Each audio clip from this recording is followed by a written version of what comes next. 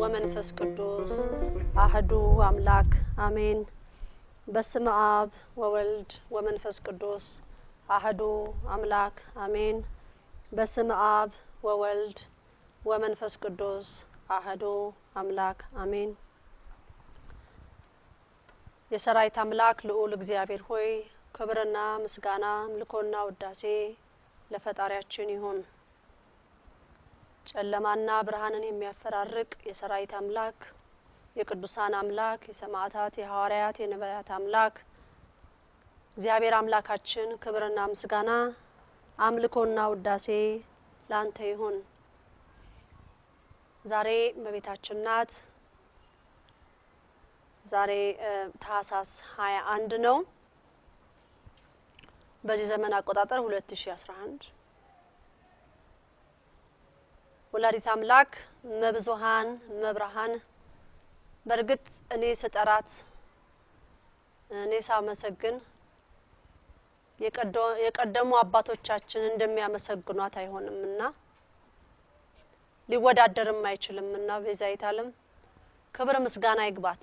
ዛሬ ለተቀና ነው ላመነ ትልቅ ቀን ነው ዛሬ እንደ እምነታችን ማለት ነው።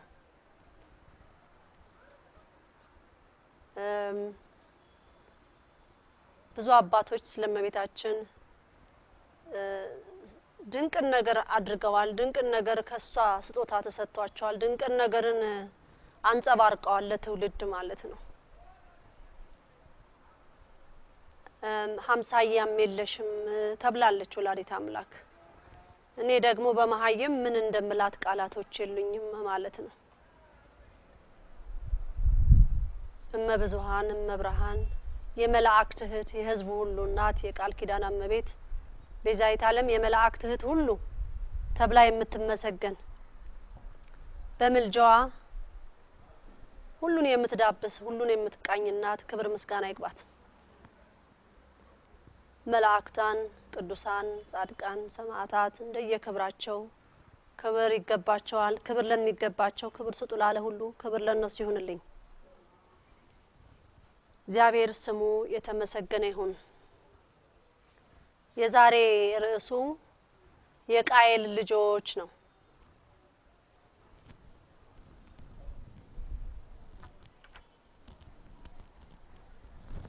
የቃየል ልጆች ነው። እንግዲህ ወደዚህ ይሄ አርዕስ ለምን እንደተሰጠውና ምን እንደሚያካትት ዛሬ እናያለን ማለት ነው። ግን ዛሬ ትልቁ ነገር ያው እንደምታዩት ይሄ በረት ያለፈው አመት ላይ ምሳሌ ይቀመጥ ለተባለው ነገር ምሳሌ ነው። እመቤታችን ነች ማለት አይደለም፣ ግን ምሳሌውን ለማስቀመጥ ያህል የተደረገ በረት ነው ማለት ነው። ይሄ ያለፈው አመት የተሰራ ነው። ያለፈው አመት ላይ አገልግሎቱን እንደጨረስኩኝ ማለት ሸፍኜ በትክክል በክብር እንዲቀመጥ አድርገናል ማለት ነውና ያው አመቱን ጠብቆ ደግሞ ይሄው ወጣ ማለት ነው። እንግዲህ በዚህ አመት ደግሞ ትንሽ የጨመርናቸው ያለፈው አመት ያልከተትነው ኮኮቦች ነበሩ። ኮኮቦቹን ጨምረናል ማለት ነው። ይሄንን በቺፕውድ ላይ ነው የእመቤታችንን ስዕል ሰፋ አድርገን ህትመት ቤት ታሰርቶ ቅርጹ ወጥቶ በኮላ ተጣበቀ ማለት ነው። ይሄ ወንድማችን ዮሴፍ ነው የሰራው በቤት ውስጥ ያለ ማለት ነው። ያው ከብቶቹም እንደዚሁ ተስለው ቺፕውድ ላይ ተጠብቀው ነው የተሰራው ማለት ነው። የሚቀጥለው አመት ደግሞ እንደ እግዚአብሔር ፍቃድ እናሳያለን የሚሆነውን ማለት ነው። እና በህዝበ ክርስቲያን ቤት የገና በዓል በዚህ መልኩ ምሳሌ ሊኖር ይገባል ማለት ነው። ዛፍ አይደለም፣ ይሄ ምሳሌ ነው። ድህነትም አለው። እንዲሁ ሲታይ ትምርቱ ራሱ እዚሁ ላይ ቁጭ ብሏል ማለት ነው ለተረዳው ማለት ነው። እና ያለፈው አመት የነበረውን አሁን ይሄው እንግዲህ በስነ ስርዓት ስለተያዘ በስነ ስርዓት ሲከተል ስለነበረው አንድ አመቱን ጠብቆ ይሄው አለ ማለት ነው። እግዚአብሔር ስሙ የተመሰገነ ይሁን። እንግዲህ የቃየል ልጆች ለሚለው አርዕስ ለምን ይሄ አርዕስ ተመረጠ ለሚባለው እንግዲህ ወንድማችንም አምሃ ስላሴ በዚህ ቪዲዮ ላይ ያስተማረው ትምህርት ይሄ በራሴ ፈጥሬው አይደለም ይሄን አርዕስ የሰጠሁትና የወላዲት አምላክ ይሄን በይ ስለተባልኩ ነው። የቃየል ልጆች ተብሏል። ዛሬ የቃየል ልጆች እነማን ናቸው የሚለው ነገር ማለት ነው። ምንድነው የሚያንጸባርቁት ምንድነው የሚሰሩት የሚለው ነገር ላይ እናያለን ማለት ነው። እንግዲህ ከምን እንጀምር ትውልዱን ማለት ነው። በአሁን ሰዓት ያለው ትውልድ ማለት ነው። ዛሬ እኔ እናቶች አባቶችም ወላጅ አሳዳጊዎች በሙሉ ዛሬ ልጆቻችን ባህሪ ዛሬ እኛ ባህሪ እኛ በኃጢያት ተወልደን ልጆቻችንን በኃጢያት የወለድን ትውልዶች ማለት ነው። እንግዲህ የቶኞቹ ናቸው የቃየል ልጆች የሚለው ማለት ነው። ከልጆቻችን መሃል ላይ አንዱ መልካም አለ፣ አንዱ ደግሞ ዝምተኛ ይኖራል፣ አንዱ ደግሞ መጥፎ ይሆናል። ልጆች ሁሉ የተለያየ አስተሳሰብና ስራ አላቸው። እኛ በዚህ ትውልድ እናት ወይም አባት ወላጅ የተባለን ግዴታችንን ተወጥተናል ወይ ልጆች ከወለድን በኋላ ያለንን ኃላፊነት ተወጥተናል ወይ የሚለውም ጥያቄ አለበት ማለት ነው። ምን ያህሎቻችንን የልጆቻችንን ኃላፊነት ይወሰድን ልጆች ወደኔ መጡ ዘንድ አትከልክሏቸው የሚለው ቃሉ የእግዚአብሔርን ቃል እንዲያውቁ ይመስለኛል።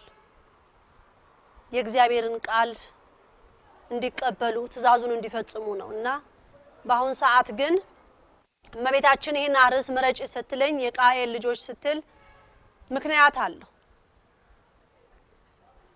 ዛሬ ገዳይ አስገዳይ፣ ተሳዳቢ አሳዳቢ፣ ነገርን የሚያጣምሙ ያልሆነን ሆነን የሚሉ የተሰጣቸውን ትተው ያልተሰጣቸውን የሚፈልጉ በነገርም ይሁን በሐሳብ በጭራሽ የማይገባቸው የማይረዱ ነገርን የሚያጣምሙ የሆነውን ያልሆነውን አካብደውና ነገሮችን ፍጹም ሰይጣናዊ በሆነ መንገድ የሚሰሩ ማለት ነው የቃየል ልጆች። አጭሩ እነዚህ ናቸው። ተደባዳቢዎች፣ ገዳዮች፣ አሳልፈው የሚሰጣጡ እነዚህ ትውልዶች ናቸው። ዛሬ እውነት በጎናችን ወንድሞቻችንን እህቶቻችንን ስናይ ምንድነው የምናየው የሚለው ነገር አለ።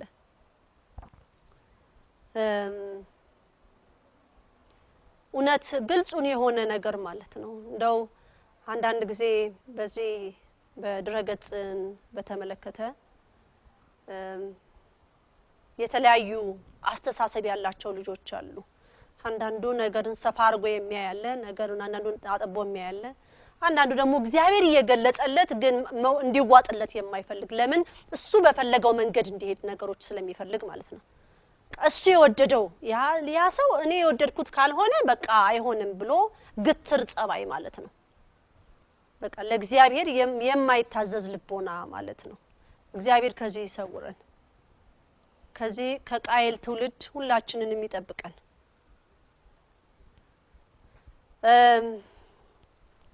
በኢትዮጵያ ላይ ያለፉት አመታት በጣም በትውልዱ ላይ በወጣቱ ላይ በተለይ የሚታየው ጥቅም ወዳጅነት ራስ ወዳድነት አረመኔነት በክፋት የተሞሉ ለገንዘብ የተገዙ አውሬን ያስተናገዱ ለሱ የሚሰግዱ እሱነቱን የተቀበሉ አምላክን እግዚአብሔርን የልብን ያቃል ብለው ነገሩን አድበስብሰው የሚተው በሁሉም አቅጣጫ ገብተው ተቀምጠዋል ቦታ ተሰጥቷቸው በሀብትም ደረጃ እጅጉን ቁልፍ ቦታ ላይ ተቀመጡ የአውሬው ልጆች የዚህ የ666 ያተመባቸው ልባቸው ላይ ማህተቡን የመታ ምላሳቸው ላይ ማህተቡን ያስቀመጠ እጃቸውንም እንደዚሁ ያተመባቸው እግራቸውንም ካንደበታቸው የሚወጣ መራራ ነው ከሰው ጋር የማይግባቡ እንግዲህ ቃየል እግዚአብሔር የሰጠውን ትቶ እሱ የፈለገውን ነው የተመኘው ለምን ብሎ ከአምላክ ጋር ትግል ያዘ ማለት ነው ቃየል ባሁን ትውልድ ደግሞ እጅግ በስቷል የሱ ዘር እንግዲህ መቤታችን እንዳለችው አዳም ኢትዮጵያዊ እንደሆነ ነው አዳም አባታችን ኢትዮጵያዊ እንደሆነ እንግዲህ የሱ ልጆች ማለት ነው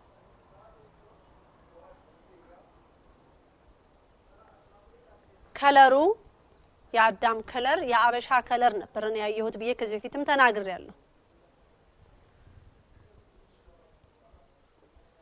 የሱ ዝርያዎች አሁን የቃየል ማለት ነው የአዳም ልጆች አቤልና ቃየል ናቸው እንግዲህ አንድ ማህፀን ሁለት ነገር አፈራች ማለት ነው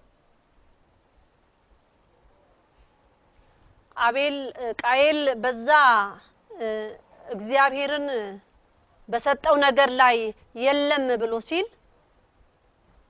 ሰይጣን ልቡ ላይ አረፈ ማለት ነው አምሮንም ተቆጣጣረ ማለት ነው ዛሬ ደግሞ እኛ ብዙ ለሰይጣን የሚመቹ ነገሮች አሉ እያደረግንም ያለነው ምን ሰራውም ያለነው ስራችን ተግባራችን መውጫችን መግቢያችን በሙሉ የቃየልን ስራ የምንሰራ ማለት ነው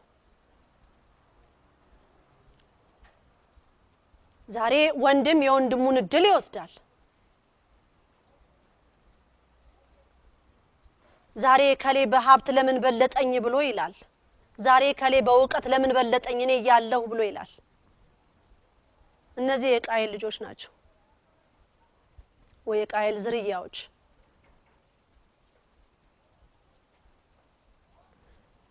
እንግዲህ መብርሃን የቃየል ልጆች ብላ ይሄንን ትምርት ይሄንን አርዕስት ጭ ስትል ምክንያት አለ ማለት ነው እንግዲህ ዛሬ መጠቅሳቸው አንዳንድ ነጥቦች አሉ ሰሞኑን ወደ ጣና ሄጄ ነበረ ትልቁ ጊዜ ወደ ጎርጎራ ነበረ ጎርጎራም ደርሼ መጥቻለሁ በጀልባ ላይ ራቅም ብለን ያየነውን የእምቦጩን ነገር ለመቅረጽ ሞክሬያለሁ እንደገና መልሼም ወደዛ ሄዳለሁ ማለት ነው ወደ ማክሰኝት የምትባልም ከተማለች እዛም እንቦጭ ያለበት እንግዲህ ወደ ቂርቆስ ይመጣብናል ብለን የምንለውን ነገር ለማጽዳትና ከዚህ በፊትኛ ባለን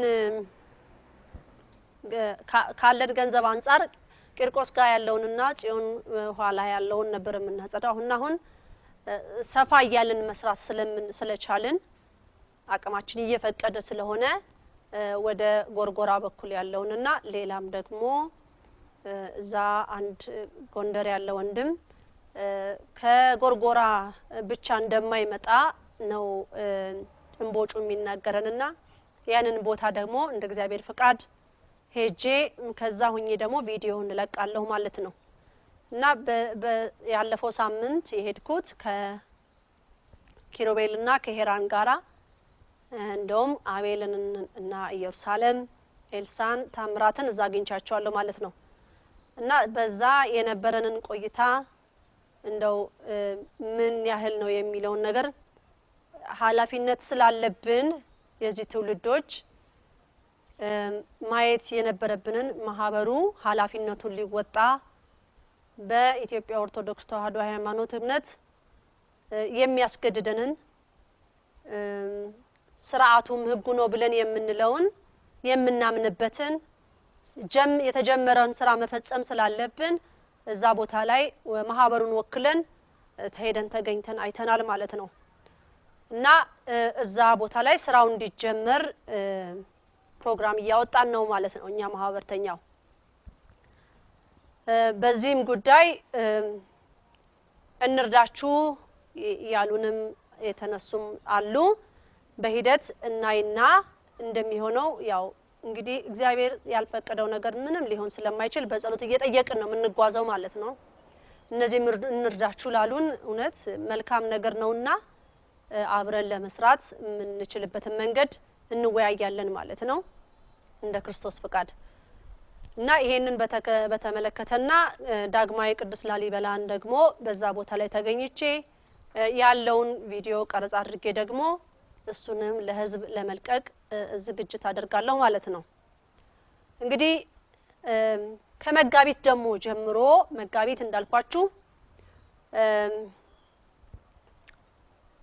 አዲስ አመት ነው መጋቢት አንድ አዲስ አመት ነው 2017 ነው ብለሽ በይ ተብያለሁ 2017 ነው ብላለች ወላዲት አምላክ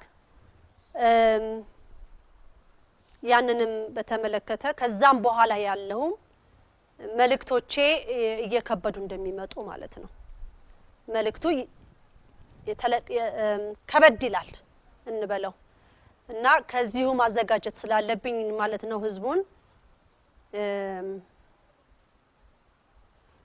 መልእክቱን ግን ሰው በፈለገው ባይተረጉመው የተመረጠ ነው እንግዲህ እስካሁን ድረስ ዛሬ ያው 37 ሉ ላይ ደርሰናል ሃንሁን ብለን ሂ ሃ ሄ ሆ ከዛ ደግሞ ለሉ ሊላ ሌሎ ልንል ማለት ነው እና ሉ ላይ ነን ያለነን 37 ሉ ላይ ነን ያለነው ማለት ነው እና ጠቅለል ለማድረግ ያህል ያው ይሄን ሁሉ ቪዲዮ ስሰራ ህዝቡን ለማሳወቅ ለማስረዳት ብዙ ሞክር ያለው ማለት ነው የተረዳ ልቦና እግዚአብሔር የፈቀደለት አምሮ የከፈተ የእግዚአብሔርን ቃል የተቀበለ ልቡ ሰፊ አድርጎ የተቀመጠ በመልካም አይቶታል እንግዲህ የቃየል ልጆች ደግሞ ነገርን ያጣመሙ እነሱ በፈለጉት መንገድ ስላልሆነላቸው እነሱ እንደፈለጉት መሆን እንዲሆነላቸው ስለሚፈልጉ መልእክቱን በመርዝ መልክ ይረጫሉ እባብ ደግሞ ለዚህ ማብሎት መርዝ ለመስጠት ማብሎት ልባችንን መጣመሙን ሲያይ ቶሎ ይሰፍራል ይገባል እና ያን ልብ እንግዲህ የሚቻለኝን በመልእክት ተናግሬ ይሄ የእመቤታችን የቅድስት ድንግል ማርያም መልእክት መሆኑን በተደጋጋሚ ተናግሬያለሁ ማለት ነው ከመጋቢት በኋላ እንግዲህ ነገሮች ይቀየራሉ ማለት ነው እንግዲህ ዛሬ አንድ ሰው ስም እጠራለሁ ይሄም ያው ወንድም ይባላል ያው እህትም ይባላል መቼስ እንግዲህ ወንድምም ጥፋት ሲያጠፋ ወንድም ተብሎ ልክ ሊነገረው ይገባል እህትም ከሆነች ጥፋት ካለባት እህት እየተባለች ልክ ሊነገራት ይገባል እኔ እህተ ማርያም ጋራ እንግዲህ ነገር መደባበስና መደባበቅ አይሰራም ማለት ነው እሺ ተክለ ኪዳን ማለት ነው ወንድማችን ተክለ ኪዳን እዚህ አርስ ውስጥ እኔን ደሞ ከተትሽኝ ይበለኝ አዎ ስለሚገባህ ነው እዚህ አርስ ውስጥ የከተትኩክ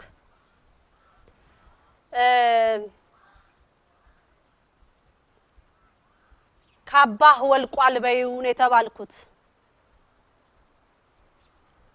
አሁን ደግሞ እናንተ የቃየል ልጆች ነገር ታጣምሙና ካባ ለብሶ ነበር እንዴትኛ ሲወልቃ እናየው ብላችሁ ትግል እንዳትገቡ ይሄም ትርጉም አለው እናንተ በፈለጋችሁ አትርጉሙት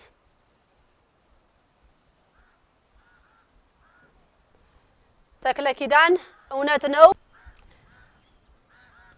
በጣም ይከብዳል ይሄን ቃል ስናገር ግን መናገር ስላለብኝ ነው ነበረ ጸጋው ነበረ ማለቱ ይከብዳል እውነት እኔ ያው እንደ አቅሜ ብዙ በርግጥ አንተ ስለ እግዚአብሔር ቃል ብዙ የምታውቅ ልጅ ነህ ግን ነገሩን ያጣመምከው አንተ በፈለከው መንገድ ነገሩ ስላልሄደልህ ያንተ አምሮ ተመርዞ ሌላው መመረዝ ጀምረሃል ተክለ ኪዳን ላንተ ነው ይሄ መልእክቴ ማለት ነው እንዳንተ መሰሎች መሆን እኮ ያለበት እኔም ወይም አንተ ያሰብነው ወይም ደግሞ የተመኘነው መቼም ስጋነንና ሰውነንና እንደ ሰውኛ ምንመኘው ምኞት ይኖራል ግን ማለቅ ያለበት እኛ ያሰብነው ሳይሆን ወይ እኔ በስጋ ትላለክ እኔ በስጋ ያሰብኩት ሳይሆን ወይ እህተ ማርያም በስጋ ያሰበችው ሳይሆን እግዚአብሔር አምላክ አንተ ለልጆች ያሰብከውን ብለህ ብትል ኖሮ መልስ ታገኝ ነበር አሁን አንተ ከዚህ በፊት ይሄንን መልእክት የመብርሃን መልእክት መሆኑን የእግዚአብሔር የመንፈስ ቅዱስ ትእዛዝ መልእክት እንደሆነ ተመሰክር እንደነበረ ራስህ ታውቀዋለህ አሁን ግን ንግስተ ነገስት እህተ ማርያም ዘኢትዮጵያ ብዬ ካልኩ በኋላ ነገሩ ተደበላለቀብህ ምናልባት እንግዲህ አንተ የምትጠብቀው ንጉስ ወይም አንተ ንጉስ ሆነህ መገኘት የፈለከው ነገር ይኖር ይሆናል ወይም ደግሞ አንተ መሾም ፈልገህ ይሆናል ልብህን አጣመህ እንዴት እግዚአብሔር እንዴት አድርጎ ያስረዳሃል አንተ እኔ መክራሃለሁ አንድ ነገር ከዚህ በኋላ መጽሐፍ ባትጽፍ የተመረጠ ነው ልብህ እስኪስተካከል አምሮ ቦታ እስኪገባ ድረስ ነገርን ማመዛዘን ስትጀምር የዛኔ ሱባኤ ይዘህ ፍቃደ እግዚአብሔር መኖሩን ስታውቅ መጽሐፍህን ትጀምራለህ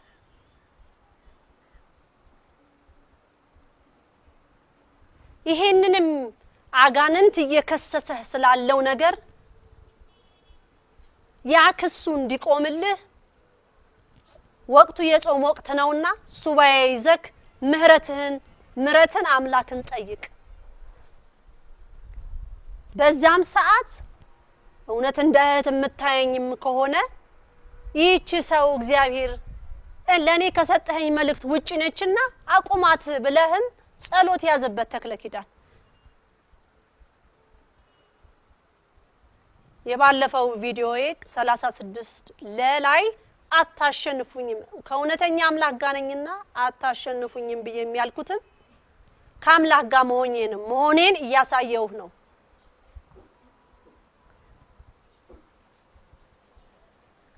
ልባችንን እንደ ቃየል ምናጣመም ከሆነ አንተ የፈለከው ነገር ስላልሆነልህ አንተ የወደድከው ነገር በወደድከው መንገድ ስላልሄደልክ ነገር ማጣመም አትችልም ትክክል አይደለም ብለ የምትልበትን ነገር አይደለም ብለ የምታምነውን ነገር በጸሎት ነው ልትጠይቅ የምትችለው አጋንንት እየከሰሰህ ነው ልልህ ነው እንግዲህ እኔም እንዳቀሜ ወንድሜ ነህ ብዬ ስለማምን እንዳቀሜ ጸልይልሃለሁ ማለት ነው ተሳስተ ህዝብን እያሳሳትክ ስላለህ ማለት ነው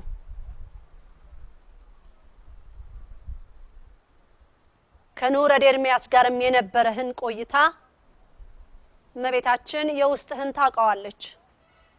ልብህን አጣመህም የነበርክበት ጊዜ ከሳቸው ጋር ነበረ። ያን ልብ ደግሞ እግዚአብሔር አይወደውም። እግዚአብሔር የወደደውን አድርጓል። ልብን አጣሞ የእግዚአብሔርን ቃል ለመስማት ከባድ ነው። እንኳን የፈጣሪን አይደለም ሰማይና ምድርን የዘረጋ የቅዱሳን አምላክ እግዚአብሔር ትምህርት እንኳን ለመማር የዓለማዊ ትምህርት ለመማር ልብህና አእምሮ ካልፈቀደ ቁጭ ብለህ ብትማር ልብህ የተደፈነ ነው የሚሆነው ማለት ነው። ስለዚህ መንገድህን አስተካክል ትባላለህ። ሁለተኛው መልእክቴ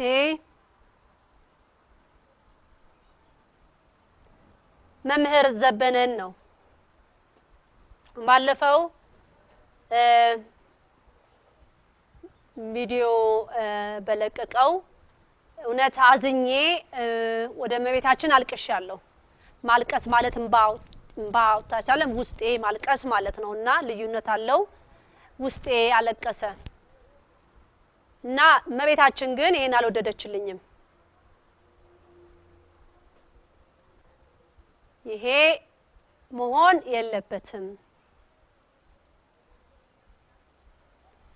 ልብሽ ይቅርታን ሊያውቅ ይገባል የሚል መልእክት ከአምላክ እናት ስለተሰጠኝ ልታዝኝበት አይገባም ስለተባልኩኝ ከመምህር ዘበነ ላይ ያለኝን መብርሃን ወላዲተ አምላክ የነገረችኝ ስተት ነው። ይሄንን ልታዝኝበት አይገባም መተው አለብሽ ላለችኝ ነገር እንግዲህ ሌሎቻችሁም ከኔ ተማራላችሁ ብዬ አስባለሁ። እንግዲህ አንስቻለሁ ማለቴ ነው። ሐዘኔን በሱ ላይ ያዘንኩትን ነገር አንስቻለሁ ማለት ነው። ፈጣሪን ተንበርክኬ ይቅርታን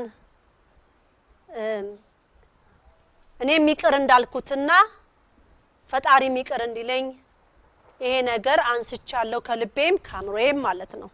ይቅር ብያለሁ ማለት ነው። ስለዚህ መምህር ዘበነ ይቅር ብያለሁ ማለት ነው። ከኔ ምን ይጠበቃል? አንድ ክርስቲያን ነኝ ብዬ የእመቤታችንን መልእክት ይዤ መጥቻለሁ። እኔ ግልጽ ነኝ። የጋራ መደባበቅ የለም። አጥፍተሻል የተባልኩትን አጥፍቻለሁ ብዬ ነው በአደባባይ የምናገረው። ፍጹም እንዳልሆንኩም ደግሞ ሁሌም እናገራለሁ። ስለዚህ በዚህ ወላዲተ አምላክ መቀየም የለብሽም፣ በሱ ላይ ማዘን የለብሽም ብላላለችኝ ነገር እውነት ነውና ጥያቄ የሌለው ማለት ነው። መብርሃንንም ይቅርታ ጠይቄያለሁ ማለት ነው። አትዘኝ ላለችኝ ነገር ሐዘኔን አንስቻለሁ ማለት ነው። ሌላ አንድ ወንድም ጥያቄ ያቀረበው አለ። ጥያቄ ያቀረበው ነበረ የባለፈው ቪዲዮን በተመለከተ ምንድነው ምን ማለት ነው ቪዲዮ ላይ ዘረዘርሽው ቅማል አይጥ ምንድነው? እውነት ሰውነታችን ላይ የሚገኘው ልብሳችን ላይ የሚገኘው ቅማል ነው የምታወሪው? ቤታችን ውስጥ በመኖሪያ ቤታችን የሚገኘው አይጥ ነው ወይ የምታወሪው ላለው አዎ በትክክል ይሄንን ነው ማወራው። ይሄንን እያያዙ ነው ስለት እየተሳሉ ቤተክርስቲያን የሚያስገቡባት። ቅማል ይዤ እመጣለሁ እያሉ ቅማል ይዘው ቆጥረው ቅማል ቤተክርስቲያን ይሄ ቁልቢ ቤተክርስቲያን የሚደረግ ድርጊት ነው። ቅማል ቆጥረው ይዘው እንደሚሄዱ ማለት ነው። አይጥም በቤታቸው ያለችውን አይጥ ይዘው እንደሚሄዱ ማለት ነውና ይሄ ጥያቄ ስለነበረ ለዚህ ለወንድማችን መልስ መስጠት ስለነበረብኝ ነው ማለት ነው።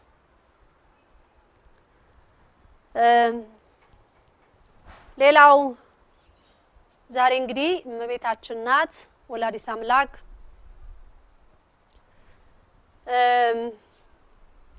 ስለ ጣና ቂርቆስ አባቶች በተመለከተ ባለፈው ቪዲዮ ላይ እንደለቀቁት ተርበው እንደሆነ እንደውም እኛ ወፍራም እንጀራ እንበላለን ብዬ ተናግሬ ነበርና እዛ ሄጄ ነበር ብያለሁ። ቶሎ ገብቼ ማታ አምሽቼ ገብቼ ቶሎ ጧት ወጥቻለሁ ወደ ማክሰኝት እና ወደ ጎርጎራ መሄድ ስለነበረብኝ በጊዜ ወጣሁኝ። ቤተክርስቲያኗ ሳልገባ ግን አልወጣሁም። እንደገባሁኝ ቀጥታ ጽዮንን 3 ጊዜ ዞሬ ጸሎት አድርጌ ጥያቄ ጠየቅኳት። ጥያቄውም ወላዲተ አምላክ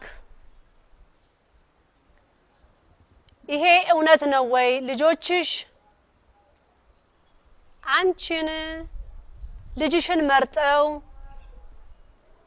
ለእግዚአብሔር የሚገባውን አምልኮት እንሰጣለን ብለው የገቡ ገዳማትን ዓለምን በቃን ብለው የገቡ በገዳም የተቀመጡ አባቶች አንቺ ያለሽ ተራቡ ወይ ብዬ ጠየቅኳት። አንቺ ታቦተ ጽዮን ወላዲተ አምላክ ቅዱስ ያሬድም እዛ አለ፣ ሕፃኑ ቄርቆስም እዛ አለ። ጥያቄ አቅርቤ መልስ ተሰጥቶኝ መጥቻለሁ። ሰውን አይደለም የጠየቅኩት፣ እናትና ልጁን ነው። እጅግ አዝኛለሁ። ያዘንኩበትም ተራብን ብለው ሲሉ እንግዲህ ገዳሙ እኛ እንደምናቀው በቀን አንዴ ነው የሚበሉት እና ይሄ ረሃብ ከሰው በቂ የሆነው መረጃ አገኛለሁ። ከዛ ደግሞ ያገኘሁት መረጃ ደግሞ እናትና ልጁ ጋር አቀርባለሁ። የኔ ስራ ይሄ ነው። የተሰጠኝም ስጦታ ደግሞ ይሄንን ነው። ሰው ቢነግረኝ ያ ሰው የነገረኝን ወደ ፈጣሪ አቀርበዋለሁ ማለት ነው። መልስ ይዤ መጣሁ ብዬ ላልኳችሁ እንዲህ ብላለች። እኔና ልጄ ነው እንጂ ተራብነው እነሱ አልተራቡም ብላለች። የገዳም አባቶች አልተራቡም፣ እኔና ልጄ ግን ተርበናል አለች። ምን ማለት ነው? እንግዲህ መራብ እንግዲህ እናትና ልጁ እንጀራ አይበሉም፣ ዳቦ አይቆርሱም፣ ዳቦ አይበሉም አይደል? ምን ማለት ነው? ወይም ከጣና ላይ ተቀርቶ ውሃ አይጠጡ ምን ማለት ነው የሚለው ጥያቄ ገባው። እውነት ልናገርኛ ጣና ላይ በመንሄድበት ሰዓት እኔ ግልጹን ነው የምናገረው። ከዚህ በፊትም ተናግሬያለሁ። እንደውም ቅዱስ ያሬድ ቤተክርስቲያን እሳለምና ከዛ ወደ ጽዮን ነበር የሚሄደው እና በስውር አንድ አባት አሉ እዛ ማያቸው እኔ ማለት ነው ሲሄድ እና ምን አሉኝ አንድ ጊዜ እህተ ማርያም መጀመሪያ ሁሌ ስትረግጪ እዚህ አይደለም መሳለም ያለብሽ ጽዮን ተሳልመሽ ከዛ ቅዱስ ያሬድ ነው የምትመጪው ተብዬ ከኚ ከስውር አባት እዛ ከቆሙት ተነገረኝ መልእክት ማለት ነው። ጽዮንን ተሳልመሽ ከዛ ነው ቅዱስ ያሬድ የምትሳለሚው እንጂ ያ ቅዱስ ያሬድ ተሳልመሽ እመቤታችን ጋር አለ የሚሄደው አስተካኪ ተብዬ ተነገረኝ ማለት ነው። ይሄ ስውር የሆኑ አባት ጣና ቄርቆስ ገዳም ላይ ቅዱስ ያሬድ ቤተክርስቲያን በስውር የሚቆሙ አባት አሉ። አንድ እናትም እንደዚህ አሉ አያቸዋለሁ እኔ። ይሄን መልእክት ስለነገሩኝ ከዛ ጊዜ ጀምሮ ጽዮንን ተሳልሜ ነው ከዛ ወደ ቅዱስ ያሬድ መጣው ማለት ነው።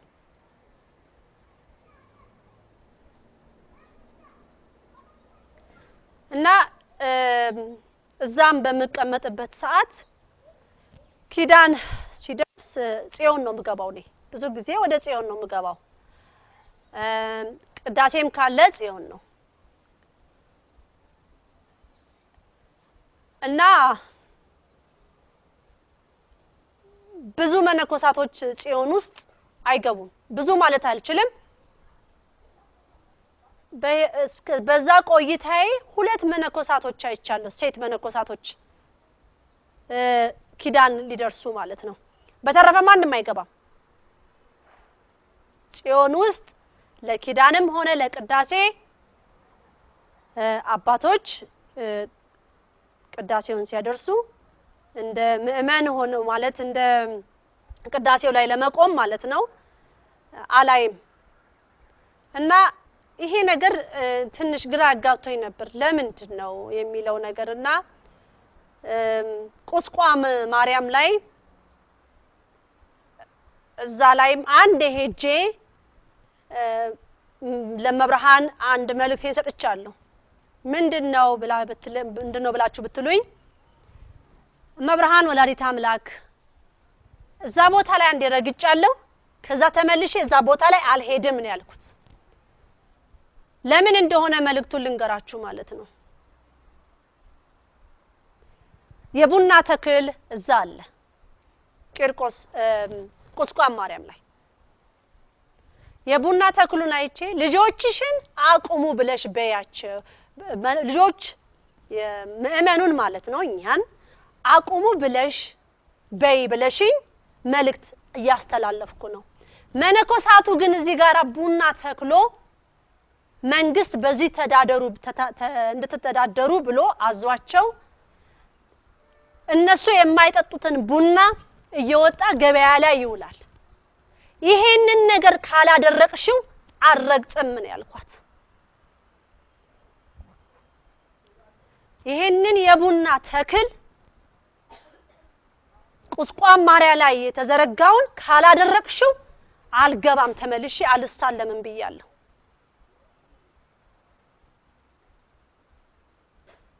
ይሄ ያለፈው አመት የጠየቅኩት ማለት ነው ምክንያቱም እዚህ ጋራ የሚነገረኝ የመንፈስ ቅዱስ መልእክት ቡና መሆን እንደሌለበት ምእመኑ ከዚህ እንዲወጣላት ንገሪ ለልጆቹ ያለችኝ ያስተላለፍኩ ገኛለሁ ማለት እስካሁን ጊዜ ስለዚህ እዛ ሄጄኔ ቅዳሴ አልቆምም ቀጥታ ጽዮን ነው ከያለው እኛ እስከነበርን ሰዓት ድረስ ኪዳን አይቀርም ከሰኞ እስከ እሁድ ነበር አሁን ግን ለረጅም ጊዜ ቀጥ ብሎ ቆሟል ኪዳንም የለም ቅዳሴም የለም የጽዮን በር ተዘግቶ ነው የሚውለው ተራብኩ ላለችው ነገር መልሱ ቅዳሴ የለም ኪዳን የለም ህዳር 3 ያመት ባህታ ማርያም አንድ አባት በር ከፍተው ማጥንት አደረጉ በሩን ዘግተው ወጡ ቅዱስ ያሬድ ቤተክርስቲያን ግን ከሰኞ እስከ እሁድ ኪዳን አለ እሁድ ለታ ቅዳሴ አለ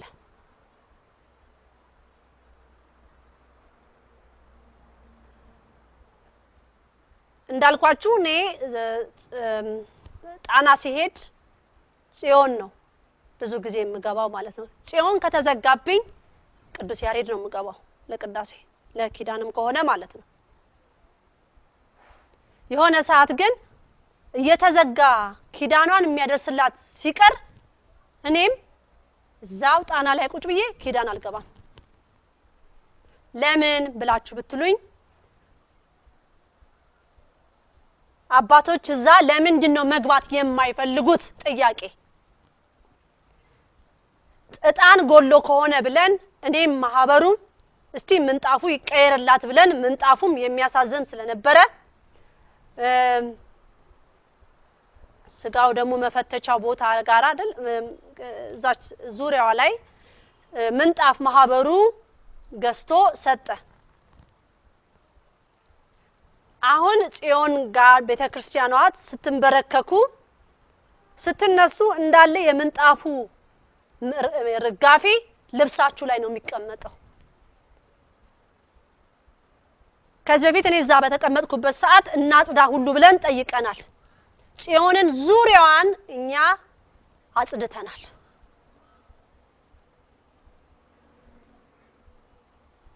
እህተ ማርያም ዛሬ ለምንድን ነው ስለዚህ የምትናገሪው ብላችሁ ብትሉኝ ዛሬ መቤታችን ናት በጣም የሚገርመው ማለት ነው ዛሬውኑ ቪዲዮ እንዲለቀቅ ነው ደግሞ የምፈልጋው ማለት ነው የሚቻለኝን የምጥረው ማለት ነው ዛሬ ምን አለችኝ ዛሬ ቪዲዮ አስተላልፊ አለችኝ ዛሬ ቪዲዮ መለቀቅ አለበት እና እህታችን ኢየሩሳሌም ዛሬ ስጋው ደግሞ እንድትቀበል ጽዮን ትእዛዝ ተሰጥቷት ነበር እንግዲህ እንዳልኳችሁ ጽዮን ቅዳሴም የለም ኪዳንም የለም በወር አንዴ ነበር ይከፈታል የተባለው ማለት ዛሬን ማለት ነው በወር አንዴ እቺ ዛሬ እሁድ ነች እንግዲህ ሰንበት ነው ድርብ ነው ዛሬ 21 ናት እንግዲህ መከፈት ነበረበት ቅዳሴ መኖር ነበረበት በጣም ያሳዝናል በሩ ተከፍቶ ማጥንት ብቻ ዞሮ በሩ ተዘግቶ ኪዳን የለም ታምሯም አልተነበበም ቅዳሴም የለም ቅዱስ ያሬድን ቤተክርስቲያን ዛሬ በሰንበት ምድር ቅዳሴ አልነበረም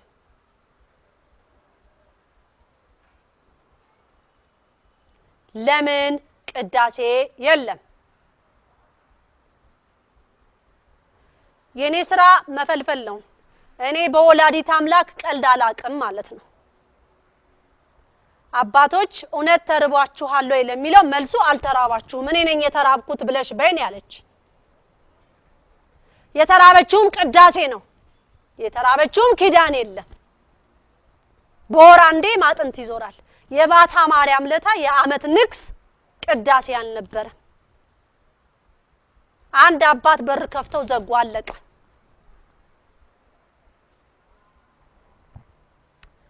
እንግዲህ እሺ ምናልባት ምእመኑ ሰው እጥረት ሊሆን ይችላል አባቶች እጥረት አለን ብለዋል ልትሉ ትችላላችሁ ቅዱስ ያሬድ ቤተክርስቲያን ከሰኞ እስከ እሁድ ቅዳሴ ወይ ኪዳን አይቀርም ጽዮን ጋር ግን የሚመጣ የለም ለምንድነው ጽዮን ጋር ገብተው ኪዳን የማያደርሱት ተራብን ብለው በአደባባይ ላይ ወጡ ይሄ ቤተ መቅደሷ ጎሏታል ብለው ለምን በአደባባይ አልወጡ አባቶች አተናል ኪዳንና ቅዳሴ የሚያደርስልን ብለው ለምን ሲኖዶሱ ላይ ሪያይሉ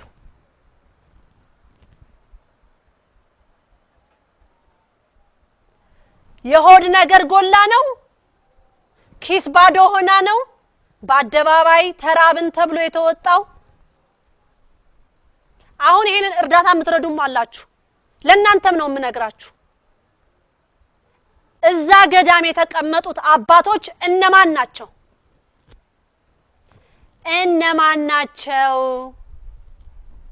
እውነት የተዋህዶ አባቶች ናቸው ወይ እንግዲህ ዛሬ የት ነው ያሉት ትናንትና የተደረገው ነገር ነው እንግዲህ ያው በፌስቡክም ተለቋል የኔ እንግዲህ አቤልና ታምራትም ደግሞ በጣም የሚገርመው ነገር እንደ አቦ ቤት ሊከፈት ነው የሚለው መመሪያ እኔ ቀደም ብሎ ተነግሮኛል እና እኔ ደስ ነው ያለኝ በመከፈቱ ሊከፈትም በመዝግጅት ላይ በመሆኑ አስደስቶኛል ግን ዋናው ጥያቄ እዚህ ጋራ ምንድነው ቤተ ክርስቲያኗ የጎደላትን ነገር ትተው የራሳቸውን ሆድ ብቻ ማሰብ እንዴት ይሆናል ነው ጥያቄው ዛሬ በለተቀኗ ቅዳሴ የለም ዛሬ 21 መቤታችን ናት እንግዲህ የዓለም ነገር በቃን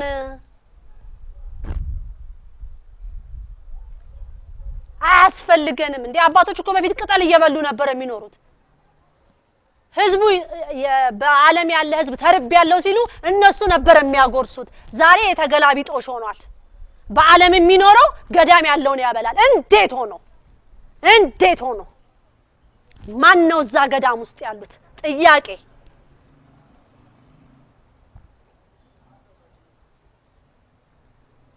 ማን ናቸው እዛ ገዳም ውስጥ አስተዳደር ሆኖ የተቀመጡት አፈመምህር ሆኖ የተቀመጡት መጋቢ ሆኖ የተቀመጡት በአጠቃላይ እዛ ያሉት እነማን ናቸው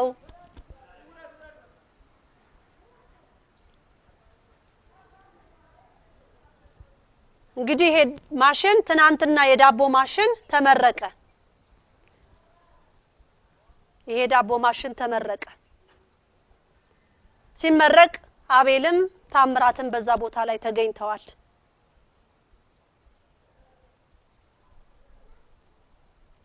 እኔ ትልቁ የሚያንገበግበኝ ነገር ቅዳሴ ዛሬ እንግዲህ እመቤታችን ናት። መነኮሳቱ ትናንትና ዓርብ ዕለት የወጣ ነው ይመስለኛል። ዓርብ ወይ ቅዳሜ ጧት ወጥተው እዛ ዝግጅት ላይ ነው የሚገኙት። ያው ፌስቡክ ላይ እንደሚታየው ማለት ነው።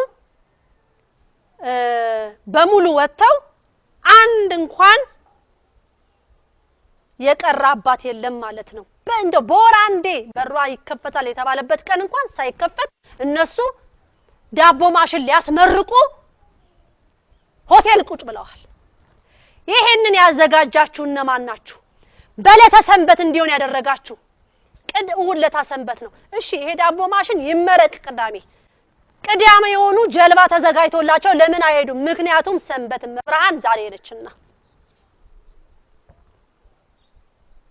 የዳቦ ማሽኑ በለጠ ማለት ነው ከቅዳሴው።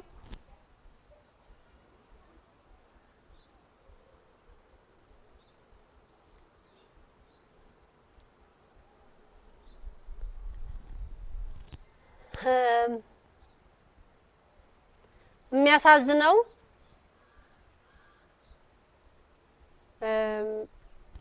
ተቆርቋሪ አባት የለም።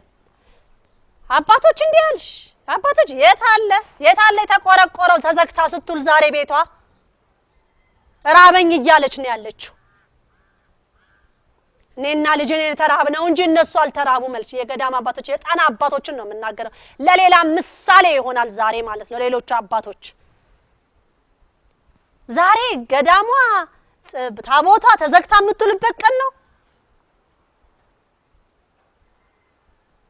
ይሄንንስ ያቀነባበራችሁ ስለምንስ ስለ ቅዳሴ ያጠይቋቸው? እስቲ ጠይቋቸው። እስቲ ኪዳን ታደርሳላችሁ ወይ ብላችሁ ጠይቋቸው። ስንት ጊዜ ነው ከቆመ? ቆይቷል። ከቆመ በሯ ተዘግቶ ነው የሚውለው። ቅዱስ ያሬድ ብቻ ነው ከቅዱስ አንድ ቀን ቅዱስ ያሬድ አንድ ቀን ጽዮን ኪዳን ማድረስ አይቻልም? የሁለት እርምጃ መንገድ ናት እንግዲህ። ሁለት እርምጃ ቅዱስ ያሬድ እዚህ ጋር ነው፣ ጽዮን እዚህ ጋር ናት። እንደው ርቀት አለው እንኳን ተራራ ሄደው ምናምን ቢባል እንኳን እሺ በሳምንት አንዴ እንኳን ይባልሽ። አንድ ቀን ቅዱስ ያሬድ አንድ ቀን ጽዮን። አባቶች እናቶች መነኮሳት ይሄ ትክክል ነው ብላችሁ ታምናላችሁ? ዛሬ በሰንበት ቀን በሷ ቀን ቤቷ ተዘግቶ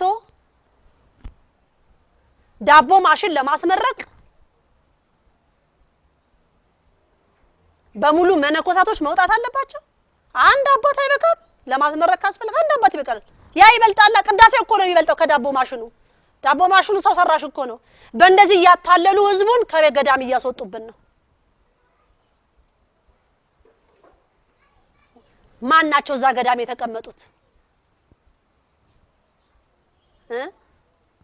ያንዳንዷ ደብር ቤተክርስቲያን ኢትዮጵያ ውስጥ ያለች ከኢትዮጵያ ውጪም ያሉ በደንብ ተገላብጦ መጣራት አለበት። እነማን እንደሆኑ ማጽዳት አለብን። ይህ ስራ የምእመኑ ስራ ነው። እኛ ምእመናን አይናችንን ተክለን ያንዳንዱን ካህን ማየት አለብን። ያንዳንዱን መነኮሳት ማየት ግዴታ አለብን። ቅዳሴ ከሌለ ታዲያ ምን አለ? በቃ እኮ ሌላ ነገር የለም እንዴ? ኪዳን ከሌለ ቅዳሴው ይቅርሽ ሰው አጥረት ነው ከተባለ ኪዳን እንዴት አይደርስም? በዕለተ ቀኗ ለምንድን ነው ጽዮን እዛ የተቀመጠችው? መለመኛ ናት? ተራብን ብለው እዛ ቁጭ ብለው በስሟ እየለመኑ እዛ ያሉት አባቶች ይጣሩ። እውነተኛ የሆኑትና ያልሆኑት መጣራት ይኖርባቸዋል። ይሄንን ማሽን አስተባብራችሁ የገዛችሁ እስቲ ተንበርከኩና ጽዮንን ጠይቋት። እውነት እነዚህ አባቶች ተርበዋል? እሷ አይደለም የዳቦ ማሽን ሌላም ታመጣለች ወላዲት አምላክ። ግን እዛ ጋር ያጓደሉታሉ። አሁን ግን ልናገር ነው፣ ቅጣት ሊመጣ ነው እናንተ ላይ።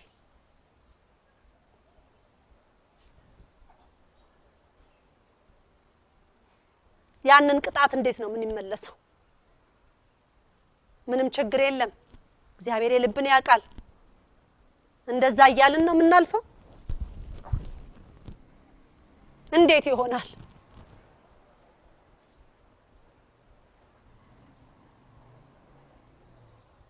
ኢትዮጵያ ኦርቶዶክስ ቤተክርስቲያን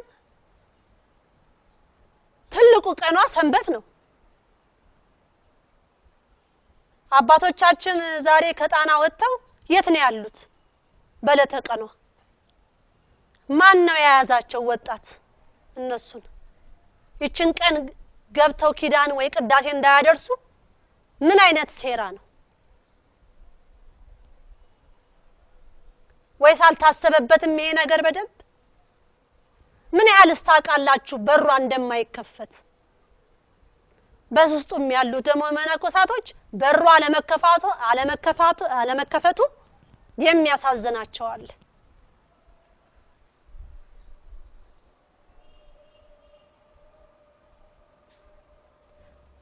ማመን ያቅታል ግን እኔ ባለፈው ኪዳን ላይ ቆሚዛ ጽዮን ትቆማለች በሚደንቅ ሁኔታ እዛ ትቆማለች ግን አሁን በሩን እየዘጉባት ነው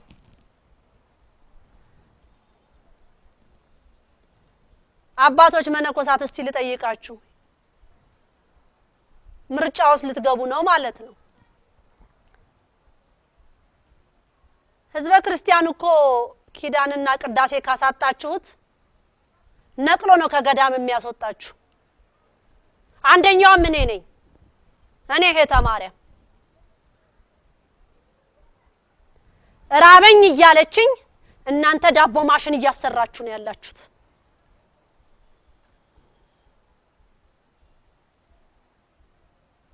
እውነት ለዛሽ ገዳም የሚቆረቆረውን ፈጣሪ አምላክ እስራኤል ግልጽ አርጎ ያቆምልን እንቦጩ እንዳይለቀም የሚያግዱን ሁሉ አሉ በዛ ቦታ ላይ ትግል ነው ያዝነው እንቦጩ እንዳይለቀም ከመንግስትም አሉ እንደገና ከመነኮሳቶችም መሃል አሉ እንቦጩ በጠቅላላ ጣና እንዲደርቅ የሚፈልጉ እዛ ቢጫ ለብሰው የተቀመጡ መነኮሳቶች መስለው የተቀመጡ አሉ የጽዮንን ቅዳሴ እንዲቆም ኪዳኗ እንዲቆም የሚፈልጉ አሉ ይሄው ተፈጸመላቸው ዛሬ በለተ ቀኗ እንዴት በለተ ቀኗ ኪዳን አይደርስም እውነት ተረባችሁ ነው አይደለም ማለች እንግዲህ አሁን እዚህ ጋራ የፈለገ ሰው መጣው እርሻቸው እንዲሆነው ነው እንዲ ነው ብትሉኝ ዘግቻለሁ እኔ ከአምላክናት መልስ ተሰጠኝ እኔ በአለም ህይወት ምኖረውን እንኳን ወላዲት አምላክ ነይ እህተ ማርያም ብላ ከስደት ዓለም አመጣኔን ልጆቼንም እየቀለበች ትገኛለች እንኳን ዓለም በቃኝ ብለው ለገቡላት ግን ከልብ ስላልገቡ ነው ቤተክር ገዳማን ሊበጠብጡ ስለገቡ ነው ገንዘብ ፍለጋ ነው ገንዘብ ያጧጣፉ ነው በስሟ እየተለገደ እውነት የምትቆረቆሩ ካላችሁ በዚህ በማሽን ላይ አስተዋጽኦ ያደረጋችሁ ሽንጥህን ገትረህ ቁም ጠይቅ ተንበርክከ ኪዳን ይደርሳሉ ይብለ የለም ኪዳን ቅዳሴም የለም ዛሬ እናንተ በበጎነት ይሆናል ያደረጋችሁት ለምን ያ ነገር መብርሃን እንዳይቀርባት እየተቆረቆራችሁ ይሆናል ግን ለማን ነው የምትረዱት ነገርኳችሁ እኮ በፊት ጊዜ ከገዳም ጸሎት ይመጣል ለህዝብ ይመገባል እንኳን የኢትዮጵያ ዓለም ይመገባሉ ዛሬ ከዓለም የመጣ ነገር ነው ገዳምን የሚመግብ እንዴት ሆኖ ይሄ ምድረስ ሰንበት እየተረገጠ ምድረት መጠጥ እየተሸጠ እንደገና ምንድነው የቢራ ፋብሪካ ያመጣው ብር ነው ገዳማን የገዳም አባቶችን ሆድ የሚዘጋ እንዴት ሆኖ ቤት ራስ ወዳድነት ተወዳጅነትን ለማሳየት ነው ይሄ ድርጊት እና በጣም ስላዘነች ዛሬውኑ እንድሰማ ያደረገችኝ ዛሬውኑ ከጣና ተደውሎ ተማሪያም ስጋው ደሙ ልቀበል አልቻልኩም ቅዳሴ የለም ነበር ጽዮን ማንንም አባት የለም የት ሄዷል ዳቦ ማሽን ሊያስመርቁ ወጥተዋል በሙሉ ግልበጥ በላው በዛው መቅረት እኮ አለ። ወይ ይሄ ዳቦ ማሽን ስትሰሩት ራሱ ከታትፎ እንዳያስቀምጠን ሁላችንንም። ምን ያህል ለገዚህ ተገዢ ሆነን ሰው ሰራሽ ለሆነ ማሽን ተገዢ ሆነን ጽዮንን አስራበን። ጽዮን ተርባለች።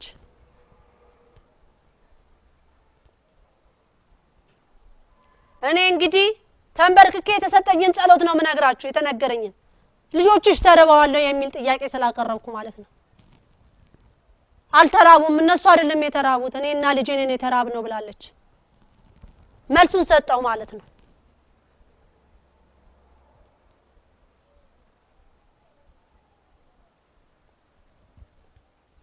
እንግዲህ ግፋችን ነው ማለት ነው ያስራበን። የተራበን ያስመሰለን የመሰለን ነው የሚባለው አይደል? የተራበ ተርበናል የራበን የመሰለን ዋነኛውን ትተን ትክክለኛውን ትተን ሌላ ተመኘን። በቀን አንድ የሚበላ እኔ እዚህ ቤት ቁጭ ብዬ መብርሃን ስንት ሰው ተቀልባለች። እኔ ሞላለሁ ነው የምትለኝ። እኔ ሞላለሁ። ጤፍ ያስፈልጋል ይሞላል። ጧት ጠይቄ ከሆነ ማታ ይገባል። ጧት ጠይቄ ከሆነ ከሰዓት ይገባልኛል። ያስኳት ወላዲት አምላክ እንደዚህ ነች። እዛ ገዳም ላይ የተቀመጡት እነማን ናቸው? ማንን ሊያሰድቡ ነው የገቡት? አሁንም መንግስት የራሱን የሆኑትን ሰዎች ሲቀልባቸው ይኖር ለ27 አመት ያውጣልን ከዛ ቦታ ላይ። ቢጫ አስለብሶ ያስቀመጠውን ሁሉ ያውጣ። አስተዳደር አድርጎ ያስቀመጠውን ነቅላ ያውጣ።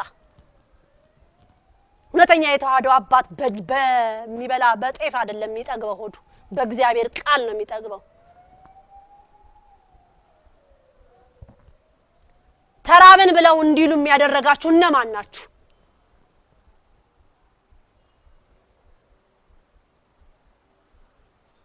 ይሄ ዳቦ ቤት ቢከፈት ስንት ድሃ ነበር ማበላበት እኔ ነጥቄ ከያንዳንድን ካፍህ ስንት አለ። በሩ ውስጥ በመኖሪያ ቤታቸው ደስ የሚል ይመስላል ከውጭ ሲታይ፣ ከውስጥ ግን የሚላስ የሚቀመስ የሌላቸው ስንት አሉ። ከውጭ አምሮ ከውስጥ ባዶ ምንም የሌላቸው አሉ።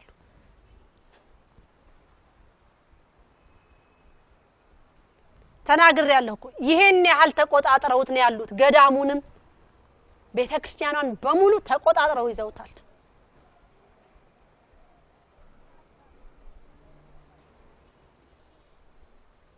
እግዚአብሔር ይታረቀን። ግን አሁን ይሄን መልእክት ለሰማችሁ የሰማችሁ ላልሰማ ንገሩ። የገዳም አባቶች በጣና ላይ መብራን አልተራቡም እኔና ልጄ ነን የተራብነው ያለች ወላዲት አምላክ። እኔና ልጄ ነን የተራብነው እነሱ አልተራቡም ነው ያለችው። እውነትም የምትቆረቆሩ እውነትም ተቆርቆራችሁም ይመስለኛል ተቆርቆራችሁ ይመስለኛል። እነዚህ አባቶች ከተራቡ ከገዳም ያወጡባታል ብላችሁ አስባችሁ? አረ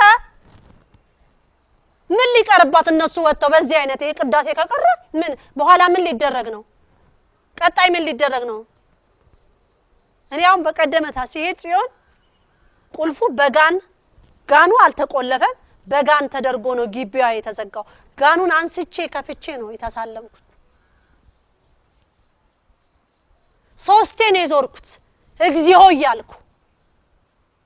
የዕጣን ሽታ የላትም ከጎኑ። ዳቦ ማሽን ወይ ዳቦ ማሽን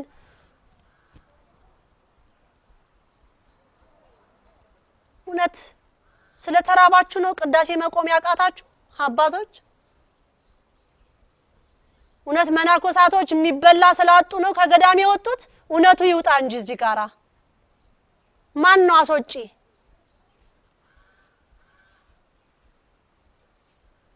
ገዳም ውስጥ ያሉት አባቶች ቢጠየቁ ብዙ ያወራሉ፣ ብዙ ይናገራሉ፣ ብዙ የሚያነቡበት ነገር አለ። እውነተኛ የቆሙት ለሱ አባቶች ሁላችንም በጸሎት ጠይቀን ግለጭ ይበሏት። ያቺ ታቦተ ጽዮን ያረፈችባት ቦታ ታላቅ ቦታ ነች። ለዚህ ነው እኔ የምመላለሰው እነዛ ስራ የምሰራው። ታስቆሙኝ እንደሆነ አያለሁኝ። እንቦጩ እውነት ያሳዝናል። እንዲጸዳ ይተፈለገም ነበር። በቀደም ለታ መብርሃን ምን ላድርግ ነው ያልኳት። ይቆም ብለው ነበር። ታውት በቃ አይቻልም። መለመኛ ሊለመንበት እንዴት ሆኖ። ስለዚህ አሁን ይሄንን በኮሚቴ ተደራጃችሁ ይሄኔ ዳቦ ማሽን የገዛችሁ ዳቦ ቤት ልትከፍቱ ያላችሁ ጽዮን ተርብ ያለው ብላለችና እስቲ አባቶችን ሰብሰብ ባርጋችሁ ምን እንደጎደለ አጠይቁ። ሰው ዛሬ በገንዘብ ሆኗል የሚንቀሳቀሰው።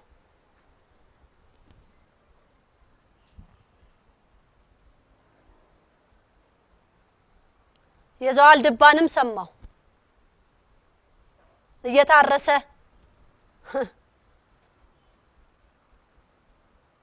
እሳት እየለቀቁበት ደኑን ለማጥፋት ሩጫ ላይ ናቸው። እነማን ናቸው ይሄን የሚያረጉት? የቃየል ልጆች በየአቅጣጫው ገብተዋል።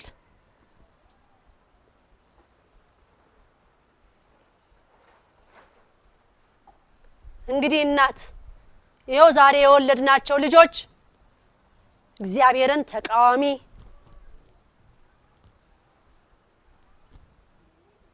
ገዳይ አስገዳዮች ደብዳቤዎች አረስንቱ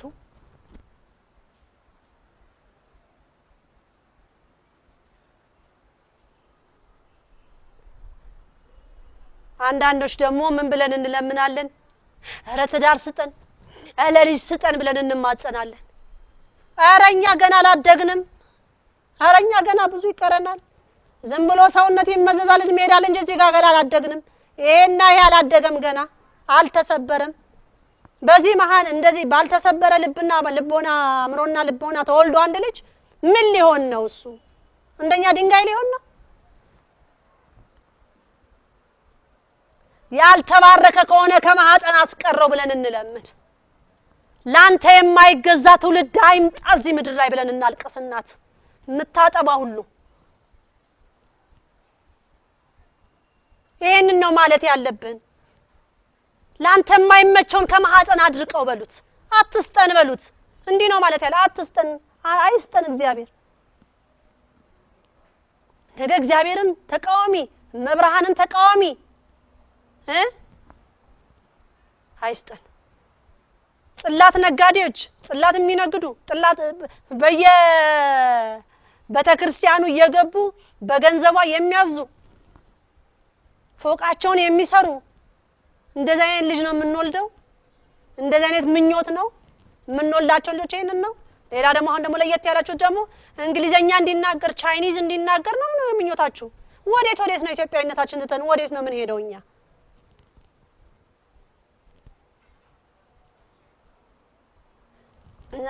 የቻይና ኮንስትራክሽን በጣም የሚገርመኝ ነገር ነው በእውነት።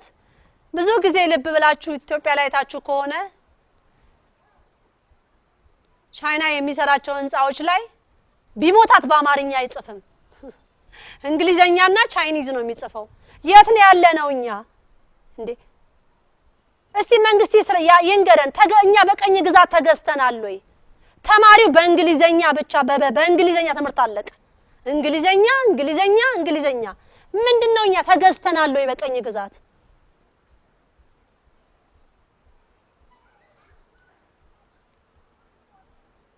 ኢትዮጵያዊነታችንን እኮ የፋቅን እኮ ነው ያለነው። እና ከኛ ነው ሌላ ትውልድ እንደዚህ ተመረዘ ትውልድ የሚመጣ? አረ ጸሎትን ያዝ፣ አረ እግዚኦን በል።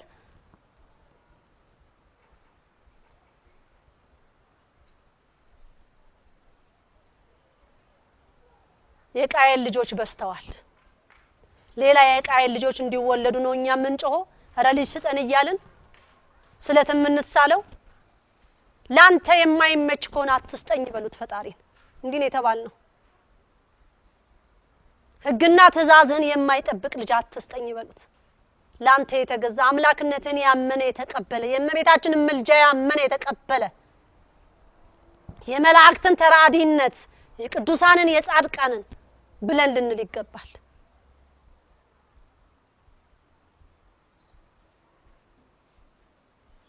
እንጂ እንደኛ የጠፋ እንደኛ የጨለመበት ከኛ ብሶ ሊመጣ ነው ከዚህ በኋላ የሚወለድ ትውልድ። ይሄው እኮ እንዳንወልድም እኮ የሚፈልጋቸውን እርምጃ እያደረጉ ነው። ልጅ ስጠን ብለን ስንል መጀመሪያ እኛ ተስተካክለናል ወይ? እኛ ለመውለድ ገና ዝግጁ ነን ወይ? ገና ከሊ ተወለደች ተብሎ ነው እንዴ ዛሬ በሽተኛ ልጅ እየተወለደ ነው? ምንም በማያውቁት ነገር እዚህ ምድር ላይ የመጡ ልጆች እየተሰቃዩ ነው በእኛ ኃጢያት ማለት ነው። አምላክን እያማረሩ ነው ያሉት። ምን ነው ባልተወለድን እንደዚህ አይነት በሽተኛ ሆነን ያሉ ከተወለዱ ከጊዜ ጀምሮ እስኪያድጉ ድረስ አንደበታቸውን ሊተዘጋሉ፣ ውስጣቸው የሚበሳጭ ውስጣቸው የሚናደድ ለምን ተወለድን ብለው የሚሉ ዛሬ ህዝበ ክርስቲያን ሴቱ ማለት ነው የወሊድ መቆጣጠሪያ እየተጠቀምን ቤተ መቅደስ ገብተን እናስቀድሳለን። ድፍረታችን ማለት ነው። የኢትዮጵያ ኦርቶዶክስ የእምነት ተከታይ የወሊድ መቆጣጠሪያ የምትጠቀሚ ሴት አይደለም ቤተ መቅደስ አይደለም ቤተ ክርስቲያን ግቢ ውጪም አይገባንም። ቁርጣችንን እንወቅ። ውጪም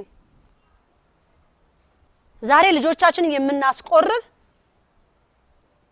እኛ በስጋው በደሙ ህይወት ውስጥ ካልኖርን ያ ልጅ ምንም በረከት የለውም። ልጃችንን ክርስትና ለማስነሳትም ለማስቆረብም እኛ በስጋው በደሙ ህይወት ውስጥ መኖር አለብን። ክርስትና እንደዛ ነው። አሁን የምናስቆርበው የካቶሊክ ስርዓት ነው።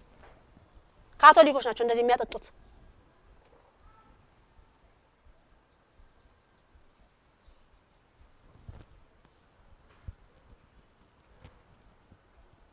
ማስተዋል በጣም ያስፈልገናል። ችግር የለም ቄስ እንትና እንዲህ ብለዋል እንደዚህ አይሰራም። ህጉ ነው። ህጉን በጣስን ቁጥር የልጆቻችን ህይወት ይደበላለቃል። ምናልባት በዛ ሰዓት ላይ ሆን ይችላል እያደጉ ሲመጡ ነው ቅጣታችንን እኔና እናንተ የምናገኘው።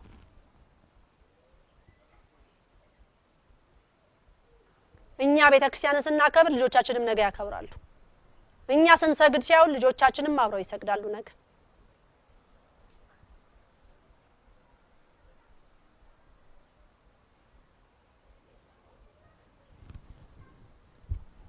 ዛሬ ሌላው መልእክቴ ይሄንን እንድትናገሪ ብላ ስላለችኝ ወላዲተ አምላክ ይሄን መልእክት እናገራለሁ ማለት ነው። ይሄ ወንዶች በተለይ ወንዶችም የወሊድ መቆጣጠሪያ የሚጠቀሙ አሉ። ይሄንን እንድታቆሙ የጀመራችሁ ካላችሁ በዚህ ላይም ለመጀመር ፕሮግራም ያላችሁ ሰዎች ልነግራችሁ ነው ማለት ነው። ይሄ መድኃኒት ስራው ምን እንደሆነ በአካላችሁ ገብቶ እዚህ ጋር እዚህ ጠቅላላ ሰውነትን የሚሰራው ስራ ማለት ነው። ይህ መድኃኒት የሚሰራው ሰውነታችሁ ውስጥ ገብቶ ቀጥታ ለሴት ልጅ ያላችሁን አመለካከት ያጥባል። ለሴት ልጅ ያላችሁን ወይም ሴትን ለማግባት ያላችሁን ፍላጎት ይወስደዋል። ቀጥታ ሴት ልጆችን ተቃዋሚ ሆናችሁ ፍላጎታችሁ የራሳችሁን ጾታ ወንዱን ወደ ወንዱ ፊታችሁን እንድታዞሩ ነው የሚያደርገው። አይምሮን መቆጣጠር ማለት ነው። ሴቷን እርግፍ አርጋችሁ ትታችሁ ወደ ወንዱ እንድትዞሩ።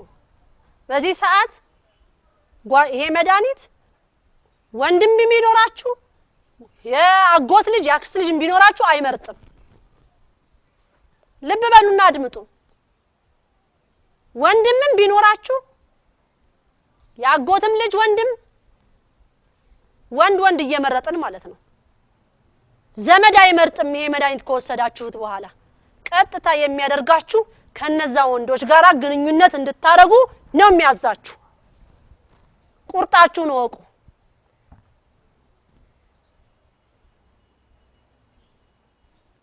የሴቶቹ በተለያየ መልኩ ነው የተሰራው። በተለያየ መልኩ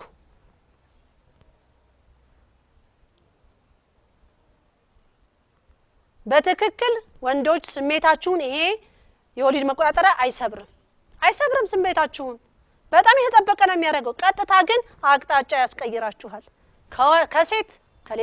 ከሴት ይልቅ ወንድን እንድትመርጡና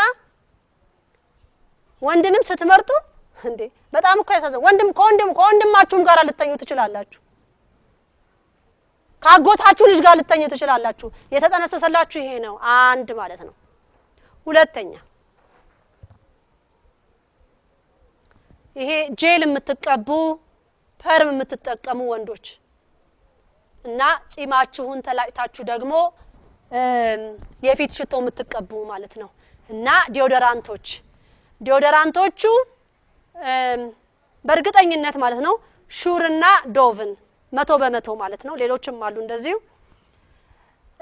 በተለይ ይሄ ጄሉ የፀጉር ጄሉ የቆዳ ካንሰር ነው የሚያመጣው። ከዚህ በፊት የገባ አለ ምርቱ ላይ ማለት ነው። አሁን ከአዲስ አመት የነጮቹ አዲስ አመት ከጃንዋሪ ጀምሮ ደግሞ ባለሀብቶች ያስገቡታል። ይሄ ጠቅላላ የታተሙ ናቸው የቆዳ ካንሰር የሚያመጡ ማለት ነው።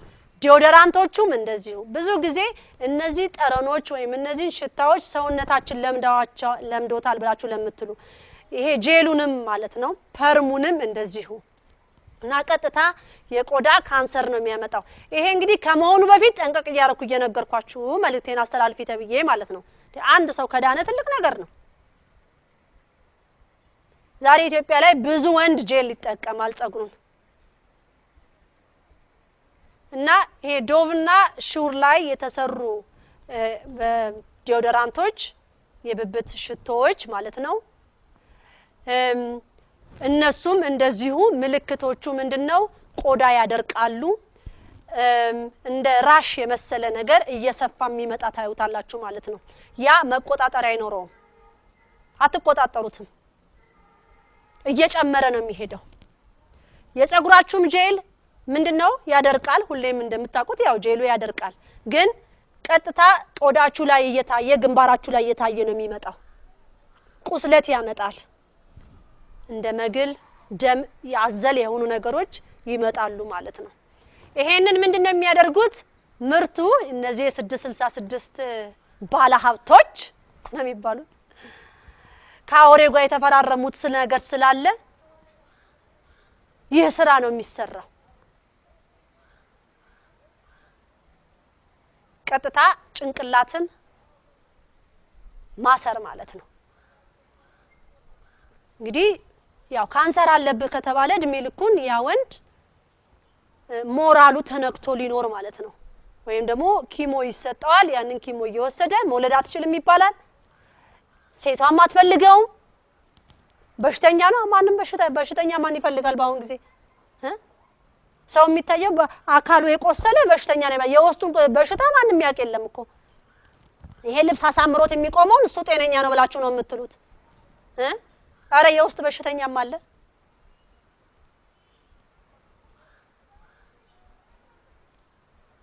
እና ይሄ ሁሉ ድርጊቱ ወንዶች ላይ ነው። አሁን በዚህ ከጃንዋሪ ጀምሮ የሚገቡ የፀጉር ጄሎች የፊት ሽቶዎችን በተመለከተ ተጠንቀቁ ብለሽ በያቸው ለተባልኩት ሴቶች ልጆች እንዳይፈልጓችሁ የሚደረግ ድርጊት ማለት ነው። ያ ወንዶች በእንደዚህ አይነት ነገር ይሆኑና ጸባይ ለጸባይ ይግባባሉ። አይዞ እኔም እንዳንተ ነኝ እየተባባሉ አውሬው እንዴት ዘይድ እንደሚፈልግ ማለት ነው።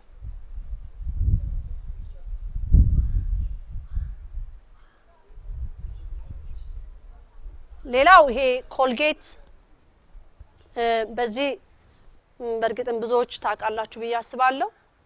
ብሩሽ ብቻ በተጠቀሙ የተመረጠ ነው ማለት ነው። ኮልጌቱን አትጠቀሙ። አለቀ። ምንም አይነት ኮልጌት አረ እንደው ያገራችን እኮ አለ እንደው ቆንጆ ዛፍ ፈልጋችሁ ቅርንጫፉን ቀጭ አድርጋችሁ ስንት ብር ታወጣለች? 3 ብር ምናምን ምን ያስመስላል መሰላችሁ? ወርቅ አታዩትም? የኔ ያው ለዲያው ኮልጌት አልተጠቀምም። እንግዲህ ማስታወቂያ ልሰራ ማስታወቂያ ስሪ ይበሉኝ። አልተጠቀምም። ድሮ አባቶቻችን ኮልጌት እየተጠቀሙ ነበር የሚኖሩት። ንጽህናችንን እኮ በደንብ አድርገን መጠበቅ እንችላለን። መጥፎ ጠረንን ከሰውነታችን ውልቅ አድርገን የምናወጣበት ብዙ አሉ። ለምን የነጮችን መጠቀም አስፈለገ?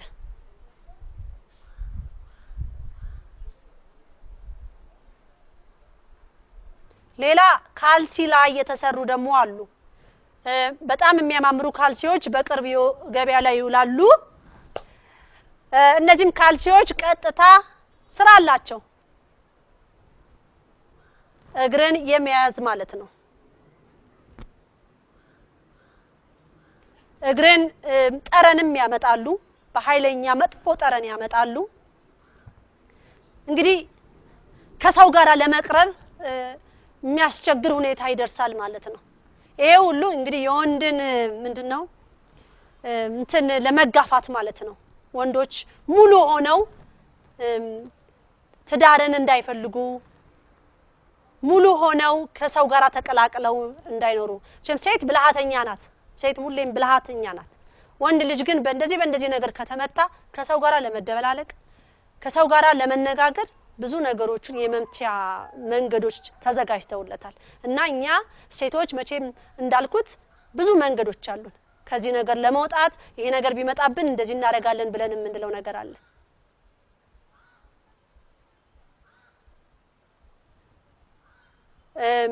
እና ሌሎች እንደዚሁ ሹርና ዶቭ ብቻም ሳይሆኑ ሌሎች እንደዚህ አሉ ለማለት ነው። ሽታን የሚያመጡ መጥፎ ሽታን ወስደው ጥሩ ጠረንን አስመስለው የሚያመጡ አሉ። እና ዛሬ መልእክቴ ለወጣቱ ነው ይበልጥ ማለት ነውና ይሄንን ጠንቀቅ በሉ። ይሄንንም ካልሲ እንዲሁ በቅርብ በገበያ ላይ ታዩታላችሁ ማለት ነው ሲወጣ ማለት ነው። አሁን ያው ትኩረቱ ወንድና ሴትን እንዳይግባቡ ማድረግ ነው ፕሮግራሙ ማለት ነው። በጣም የሚገርመው እንደው እንዴ ለህዝቡ ደግሞ የቤት ስራ ልስጥና እስቲ በኢትዮጵያ ላይ የ666 አባል ናቸው ብላችሁ የምትሏቸውን ታዋቂ የሆኑትን እስቲ ልቀቁት በአደባባይ። ግን እርግጠኛ የሆናችሁትን ነው፣ እርግጠኛ ያልሆናችሁትን እንዳትለቁ። ባለሀብቶችም አሉ በጣም የሚያሳዝን ማለት ነው። በስተርጅና እድሜያቸው ሄዶ የሚሰሩት ስራ ሁሉ አሳፋሪና አሳዛኝ ለሰይጣን እያገለገሉ ያሉ የቃየል ልጆች ማለት ነው። ለሰይጣን አመቺ የሆኑ የልዑል እግዚአብሔር ስም የተመሰገነ ይሁን። እንግዲህ ይሄን ያህል ካልኩኝ ይበቃል ማለት ስለዚህ ስለ ቆዳ ካንሰር ስለሚያመጡ ነገሮች ማለት ነው። ይሄ ነገር ወጥቶብኛል ምን ላድርግ ለሚለው እምነት ተቀቡ። የጻድቃኔን እምነት ፈልጋችሁ በእጃችሁ ላይ በባዶ ሆዳችሁ የጸሎት ውሃ አድርጋችሁ በድክመቴና በኃጢአቴ የሰበሰብኩትን ወላዲተ አምላክ ነቅለሽ አውጭልኝ ይበሏት።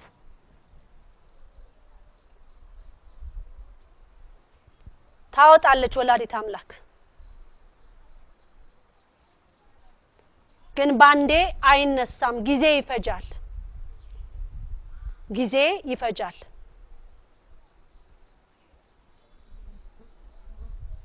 እግዚአብሔር ሁላችንንም ይርዳን። ሌላው ማህበሩ የመድኃኔዓለምና የቅድስት ድንግል ማርያም ማህበር ዝግጅት ላይ ነው። ዝግጅቱም የጥምቀት በዓልን በተመለከተ ዝግጅት ላይ ነን። ታቦት አጅበን ዝማሬ ያለን ስልጠና እየተካሄደ ነው ያለው። ባለፈው አመት ልጆች ነበሩ፣ ህፃናቶቹ ነበሩ ያከበሩት በአዋቂ ታጅበው። በአሁኑ አመት ደግሞ እናቶች፣ ወጣቶች እንዲሁም አባት ወጣቱ ወንዶች የመድኃኔዓለምና የቅድስት ድንግል ማርያም ማህበር ዘኢትዮጵያ ቪዲዮንም እንግዲህ እንደ ክርስቶስ ፍቃድ እንለቃለን ማለት ነው። ምክንያቱም ታቦት እመቤታችን ምንድነው ያለችው በአመት አንዴ ነው መውጣት ያለበት። አሁን እነሱ እንደፈለጉ ለገንዘብ ለቢዝነስ እንዲመቻቸው በአመት 4ቴም 3 ያወጡታል። ይሄ ግን ህግና ስርዓት አይደለም። እንግዲህ ምናልባት ታቦቱ የተገኘበት ቀን ነው፣ ቤተክርስቲያኑ የተመሰረተችበት ቀን ነው ብለው የሚሉ ከሆነ ታቦቱ እንዳለ በዛው ባለበት ሆኖ ጉባኤ ይደረጋል መዝሙር ወረብ ይደረጋል ታቦቱ ሳይወጣ ማለት ነው እንግዲህ መከበር አለበት መታወስ አለበት ከተባለ ታቦቱ ሳይወጣ ባለበት ሆኖ አባቶች በመስቀል እየባረኩ ወረብ አባቶች ወረብ ያሳዩ ዝማሬ ዘማሪያኖች ያሳዩ ስብከት እየተሰበከ ጥሩ ፕሮግራም በዚህ ማለቅ ነበረበት ማለት ነው ግን አሁን ገንዘብ መሰብሰቢያ ሆኗል ማለት ነው ይህ ሊጎን ግን አይገባም በአመት አንዴ ነው ታቦታት ሁሉ አንድ ላይ ወጥተው ህዝብን ባርከው ይገባሉ ማለት ነው እንግዲህ እኔም እንደ ክርስቶስ ፍቃድ እንግዲህ ያለፉት 2 አመት በፖሊስ ተከብቤ ነበር መኖሪያ ቤቴ ይከበባል ልክ የጥምቀት በዓል ላይ በሲቪል በላሽና ያው ዩኒፎርም የለበሱ ፖሊሶች እህተ ማርያምን ተመልከቱ ይባላል ያው ታቦት በዚህ ጋር ሲያልፍ ለምንድነው ሲባሉ ታቦቱን ትይዘዋለች በአስማቷ ይዛ ታስገባዋለች ስለዚህ ተብሎ እውነት ነው እኔ ቀልድ አይደለም ቀልዳችሁ 2 አመት ሆኖኛል በፖሊስ ተጠበቅ ታቦቱ በሚያልፍ ሰዓት ማለት ነው ከ9 ጀምሮ እስከ 12 ድረስ ቤቴ በፖሊስ ይጠበቃል ማለት ነው የሚገርም ነው ማለት ስንት የሚያስሱት ይያለ እኔ በር ላይ ቆሞ ያ ሁሉ ፖሊስ ጊዜውን ሲፈጅ ይገርመኛል ግን ያለፈው አመት ግን ልክልካቸውንም ተናግሬያለሁ ማለት እኔ አንድ ተራ ሴት ነኝና ያንን የሚያህል ታቦት እህተ ማርያም ወስዳ የት ልታስቀምጠው ነው እነሱ ታቦቱን ተዳፍረውታል እኮ ስለተዳፈሩት ነው ሌላም ቢደፍረዋል ብለው የሚያምኑት እና በጣም የሚገርመኝ ነገር ምንድነው ያለፈው አመት የሆነው ሌላ ጊዜ ያው 2 አስፋልት ነው ያለውና በታችኛው አስፋልት ነበር የሚያልፈው አይ ተውትና ሰረዙትና በላይኛው ይለፍ ተባለ እኔ ፖሊሶቹን አናገርኳቸው ለምንድነው በላይኛው ያለፈ ለምን በታችኛው አላለፈም ምንድነው ፍራቻው እንግዲህ እውነት ፖሊሶችም የፎይታና የኳስ ሜዳ ፖሊሶች እውነት እንደው እኔ አንድ ተራሴ ታስፈርቼ ነው አሁን ታቦቱን እንደው እኔ እንደው እውነት ለተሲ ተናገሩና አሁን ታቦቱን ወስዳለሁ ወይስ ሌላ ፍራቻ ነው ወስጣችሁ ያለው ሌላ ስጋት ወይስ ሊቀ መላእኩ ነው ያስጨነቃችሁ ያለው እንግዲህ መብርሃን መጀመሪያ ምንድነው ያለችኝ እቺን ሀገር የሚጠብቅ ዳር ድንበሯን የሚጠብቅ ሰማዕቱ ቅዱስ ጊዮርጊስ ነው ያለች ሰማዕቱ ቅዱስ ጊዮርጊስ ነው በቤተ ክርስቲያን አናት ላይ ደግሞ ጉልላቱ ላይ የሚቆመው ሊቀ መላእክ ቅዱስ ሚካኤል ነው ይሄ ተነገረኝን ነው ምነግራችሁ ከዛ ሰውጣ የትኛው መልአክ የትኛው ቦታ ላይ እንደሚይዝ የተነገረኝን ማለት ነው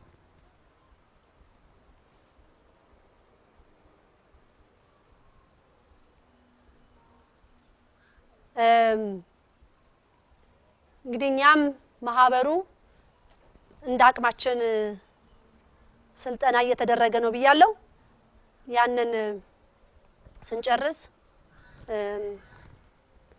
ቪዲዮውን እንለቀዋለን እንደ ክርስቶስ ፍቃድ ብለናል ሌላው በዚህ አጋጣሚ ለአሃዱ ሬዲዮኖች ምስጋናችንን እኔም ማህበሩም እናቀርባለን ያንን እድል ስለሰጠን ትናንትናም ቅዳሜ በ20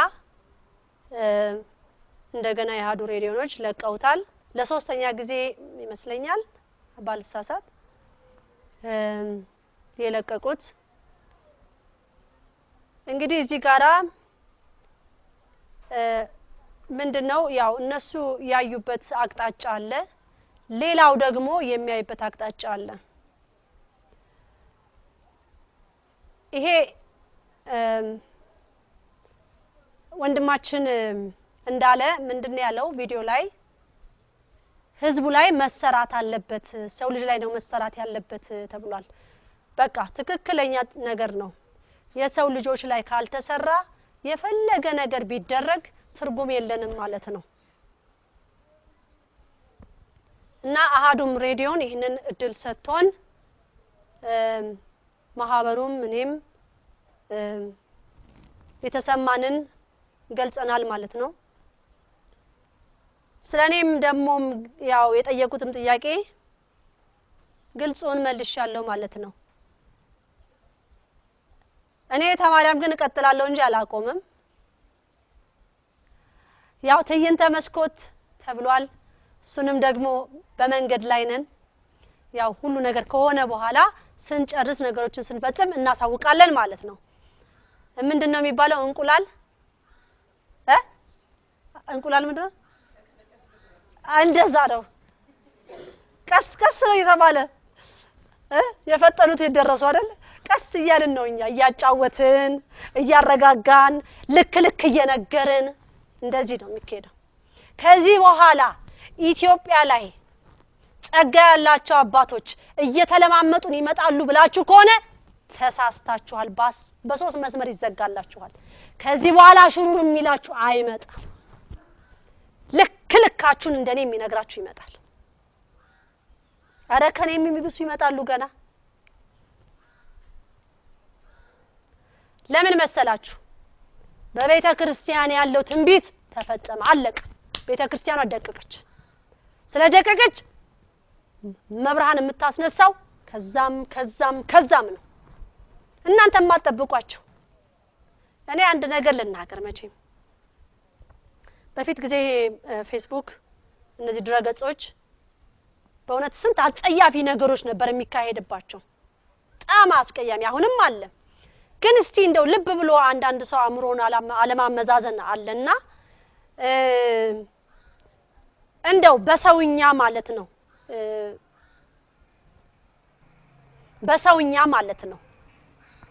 እንደው ጸሎትም ተንበርክከንም አንወቅ፣ ምንም የጸሎትም ልምድም አይኖረን። እንደው ድረገጾች ላይ የሚለቀቁትን ነገሮች እንደው ማጤን ያስፈልጋል። ምንድነው በዚህ በንግስና ዙሪያ ያለው ነገር? ንግስና ተረስቷል። በኢትዮጵያ ላይ ያለ ንግስና ተረስቷል። እና አሁን ስለ ንግስና ያለው ወሬ ለብዙዎች ያንቀጠቅጣል፣ ያበሳጫል። እናንተ የቃየል ልጆች ስለምን ትበሳጫላችሁ? ስለምን አትማሩም? ቃየል እኮ ምሳሌ ሊሆነን ይገባ ነበር። መልካም እንኳን ለተመኘው ነገር እኮ እኛ መልካም መመኘት አቃተን። ወይ ጥሩ ነው እስቲ እግዚአብሔር ይርዳችሁ የሚል ነገር የለም።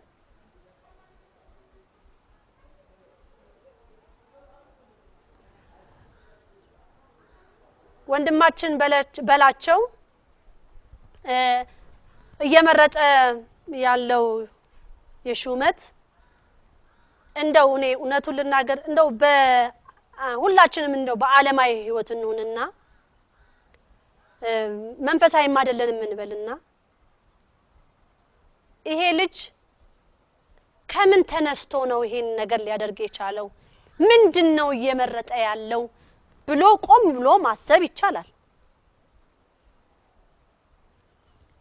እኔም ደግሞ በጸጋዬ የሚመርጣቸውን አያለሁ። ስራዬ ነው። ጭንቅላትና ያለው ሲፈቀድልኝ ማለት ልብንም አያለሁ። እስካሁን ድረስ ግን የመረጣቸው ማመን ያቀታል።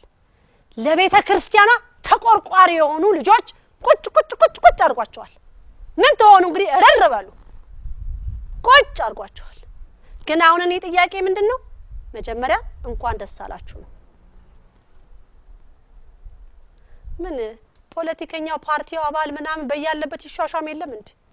እነዚህ ወንድም እህት የተሾሙ ያገልግሎት ጊዜያቸው ሁሉ በእግዚአብሔር አይን የታየ ይሁን። አሁን ይሄ የንግስና ሹመት የተረሳ ታሪክ እኮ ነው። ባይሆን እንኳን እኮ እኛ ልናስብ የሚገባው ይሄ ነገር መምጣቱና ማየታችን መስማቱ ራሱ አንድ ትምህርት ሊሆነን ይገባ ነበር አይደል? ስንት አይነት ድራማ ነው የሚሰራው? አሁን አርቲስቶች ስንት አይነት ድራማ ይሰራሉ። ይሄንን በአርቲስትነታቸው የሚሰሩት በፊት የነበረን ታሪክ መሰለኝ የሚያንጸባርቁት። አሁን እነዚህ ልጆች ወንድሞች የተመረጡ እኔ በእውነት ደስ ነው ያለኝ፣ ግን ወደ ስራ እንዲገቡ ነው የምፈልገው። እውነት አገልጋይ መሆናቸውን እውነት ከእግዚአብሔር መመረጣቸውን የምናየው ስራ ላይ ሲጀምሩ ነው። ስራ መጀመር አለበት። አሁን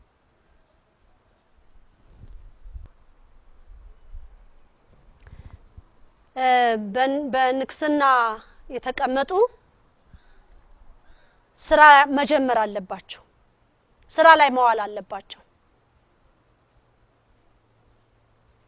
እንደዚህ አይነት መልካም ነገር መመኘት እኮ ማበረታታት ግዴታዬ ነው። እኔ ግዴታዬ ነው። ደሞ እንደ አቅሜ ደሞ ጸልዬ ጠይቄ ደሞ አምላክ ሆይ እነዚህ የተመረጡት ላንተ ይመቻሉ ወይ? እውነት ያንተን ህግና ትእዛዝን ይዘው ይጓዛሉ ወይ? ይሄን መልካም ምኞት ተመኝተዋል ፈጣሪ አሜን ብለው ተቀብለዋል። እውነትም ይደረግላቸው ብዬ መጠየቅ ደሞ እችላለሁ። ያገልግሎት ጊዜያቸው ሁሉ ግን ባንተ አይኔ ታየው ላንተ የተመቸ ይሁን ፈጣሪ። አሁን የተዋህዶ ልጆች ከያላችሁበት መነሳት አለባችሁ። እነዚህ ወንድም እህቶች ተመረጡ ማለት ተኮፍሰው ወይ ሰው ሊጨርሱ ወይ ህዝብ ሊያጠፉ ቤተክርስቲያን ሊያጨልሙ አይደለም እኮ የተዘረዘረላችሁ እዛ ጋር። እኔ አሁን በርግጥ ሚዲያ እየከፈትኩኝ ፌስቡክ እየፈር አይደለም ማየው በሚነገረኝ በጋሹም በሄራንም እንዳለም በሚነገረኝ በምስራችን በሚነገረኝ በትግስትም በርብቃም በሚነገረኝ ነው ምነግራችሁ። ግን አሁን ፊታቸውን ሊያው እስቲ አውጡልኝ ብዬ ጠይቄያለሁ። ልክ ፊታቸውን ሳይ ጭንቅላታቸውን ነው ማየው። ጭንቅላትና ልብ ያለው ያላቸውን ስጦታ እውነት ለመብርሃን ያደርጋሉ ወይስ እንደው ዝም ብለው እየተሿሿሙን ነው ብለን የሚለው ጥያቄ እኮ ተንበርክከን መጠየቅ መልስ ይሰጠናል። እስከ ዛሬ ድረስ እኮ ዓለምን ሲያንቀጠቅጥ የኖረ ከአዳም ዘመን እስካሁን ድረስ የሰይጣን ልጆች ናቸው፣ የቃየል ልጆች ናቸው። እስቲ መልካምን እውነት ለእግዚአብሔር ቤትና አገልግል ብለው ለተነሱ እውነት ፈልጋለሁ ይሄን ቦታ ብለው ላሉ ፈጣሪ ሆይ አድርግልን መልካሙን ዘርጋልን ብለን ጸሎት እንያዙላችን። በመጥፎ ቢመጡ ወደ መልካም መቀየር የሚችል የአብርሃም አምላክ ይቻላል። ድንጋይ የሆነውን ሰው ማድረግ የሚችል አምላክ ነው። ለተመኙት ምኞት በጣም ነው ደስ ያለኝ እኔ እጅግ። ይሄም ስጦታ ነው። ስንቱን የሰይጣንን ነገር ይመኝልብ። ይሄው እኮ የ666 አባሎች በኢትዮጵያ ላይ የሰይጣኑ ልጆች የአውሬው ልጆች ስራውን እየፈጸሙለት ይገኛሉ። እነዚህ ወንድሞች ይሄ ቦታ ተሰጥቶናል፣ ኃላፊነት አለብን።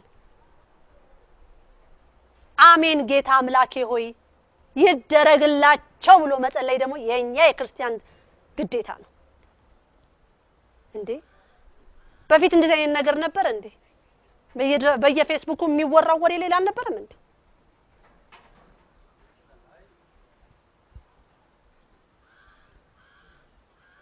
በድረገጹ የሚታየው ሌላ ጉድ አልነበረም እንዴ?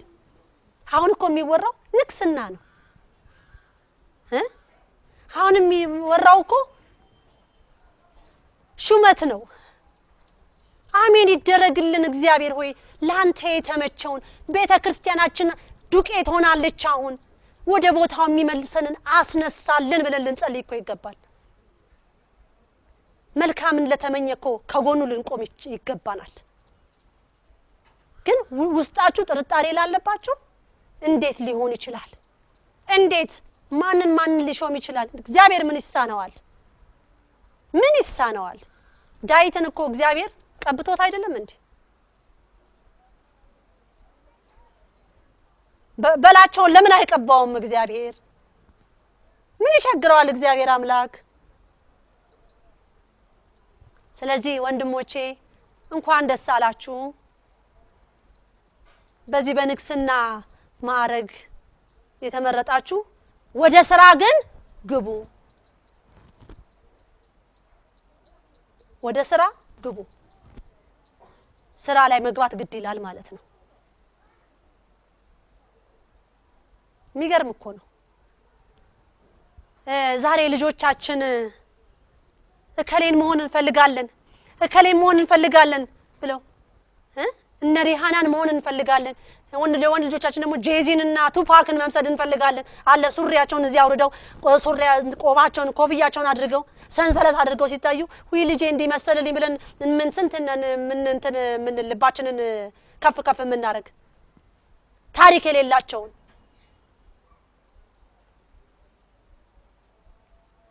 እነዚህ ሰዎች እኮ እውነት ይደረግልን እያሉ ያሉ ናቸው እኮ ሌላ ነገር እኮ አልጠየቁ የእግዚአብሔርን ነገር ነው የተመኙት የነ ቅዱስ ዳዊትን መቀባትን እኮ ነው የተመኙት ምኞትን ያደርጋል እግዚአብሔር ስጦታ ነው እግዚአብሔር ይሰጣል ያደርጋል እህተ ማርያም ምን ትላለች ለምትሉ እግዚአብሔር ማድረግ ምንም ያቅተው ነገር የለም ግን ስራ ላይ ማዋል ግድ ይላል ስራ ላይ ማዋል አለባቸው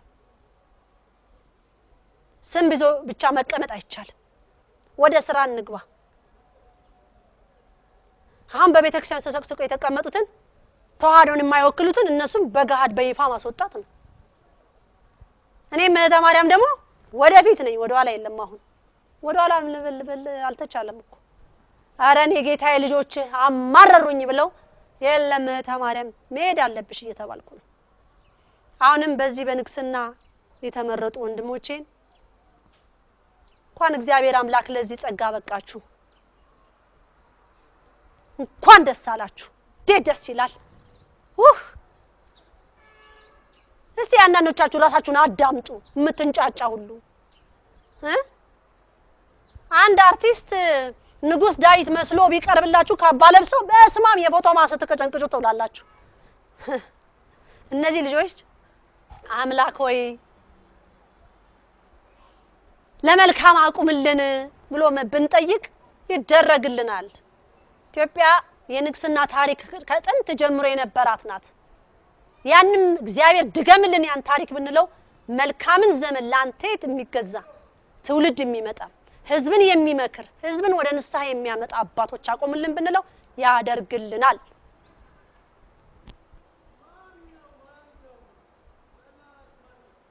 እግዚአብሔር ስሙ የተመሰገነ ይሁን እንግዲህ ሌላው ከመጋቢት ጀምሮ ያው እንደ ክርስቶስ ፍቃድ እኛም ቀን መቁጠሪያችንን እናወጣለን ወላዲተ አምላክ እንዳለችው 2017 ነው ብላለች 2017 ነው የሚሆነው መጋቢት አንድ ላይ እንግዲህ ይሄንን ጾም የጾማችሁ ነው ያላችሁት የመጀመሪያ ጾም ነው ብለዋል አባቶች እና እንግዲህ የክርስቶስ መወለድ ለኛ ምን ያህል ለውጥ እንዳመጣልን ማለት ነው አንድ አባት እንዲህ ብለዋል አይደል እንኳን አዳም ተሳሳተ አዳም ባይሳሳት ኖሮ ወላዲተ አምላክን አናገኝም ነበር ነው ያሉት የእናታችን የቅድስት ሐና የአባታችን የቅዱስ ያዕቆብ ልጅ መወለዷ መመረጧ ለኛ ብርሃን ሆነልን ማለት ነው ከዛም ደግሞ እግዚአብሔር አምላክ እሷን ፈቀደና ወደደና በማህፀኗ አደረ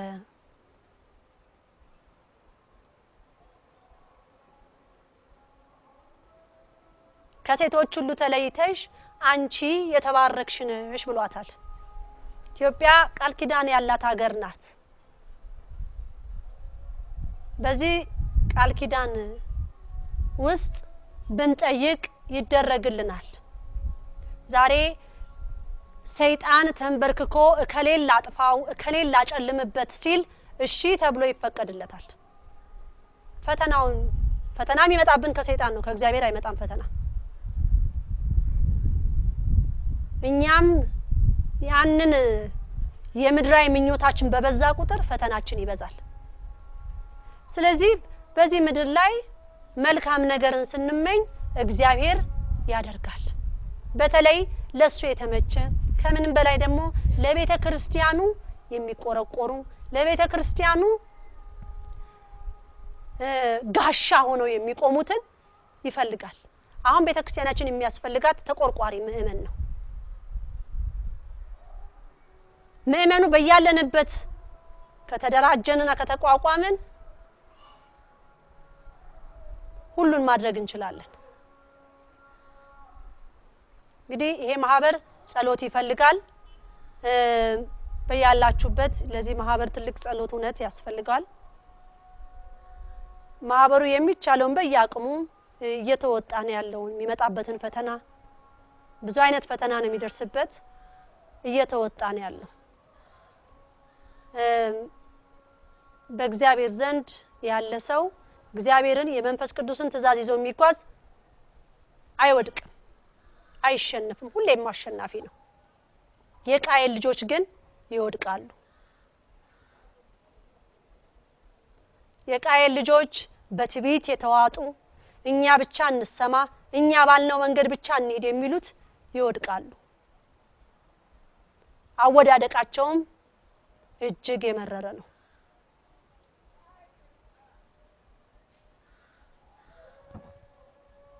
እንግዲህ እግዚአብሔር አምላክ በያለንበት መጽናናትን ጽናትን ብርታትን ይስጠን። በጸሎት መዳከም የለም መበርታት ነው። በያላችሁበት ያቅማችሁን መጸለይ ነው መስገድ ነው። እግዚአብሔር አንተ ያልፈቀድከውን ሁሉ ከኛ አርቅ ብሎ መለመን ነው። ያርቃል እግዚአብሔር። ላንተ የተመቸ ትውልድ ይመጣ ዘንድ ፈጣሪ ፍቃድ ይሁን።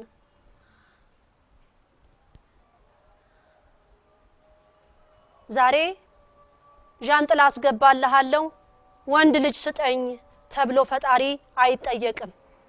ያ የሚጠየቀው ዛ ጠንቋይ ቤት ነው። ለአምላክ ፍቃድ ነው የሚጠየቀው። ፈቅደህልናል ወይ ፍሬ እንዳገኝ ፈቅደህልኛል ወይ ተብሎ ነው። ዣንጥላ ልስጥህና ወይም ደግሞ አንዳንዱ ይሄን ላርግልህና ይሄን አረግልሃለሁ የሚባለው ጠንቋይ ቤት ነው። እዛ ጠንቋይ ቤት የለመዳችሁትን ቋንቋ ቤተ ክርስቲያን አታምጡ። ቤተ ክርስቲያን ህግና ስርዓት አላት። የተዋህዶ ልጆች እውነት የተዋህዶን ሃይማኖታችንን ምን ያህል ጠልቀን እናውቃለን? ምን ያህል ውስጧን መርምረናል?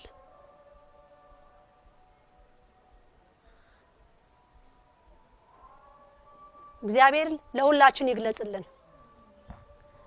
ከቃየል ትውልድ ግን እግዚአብሔር ይጠብቀን።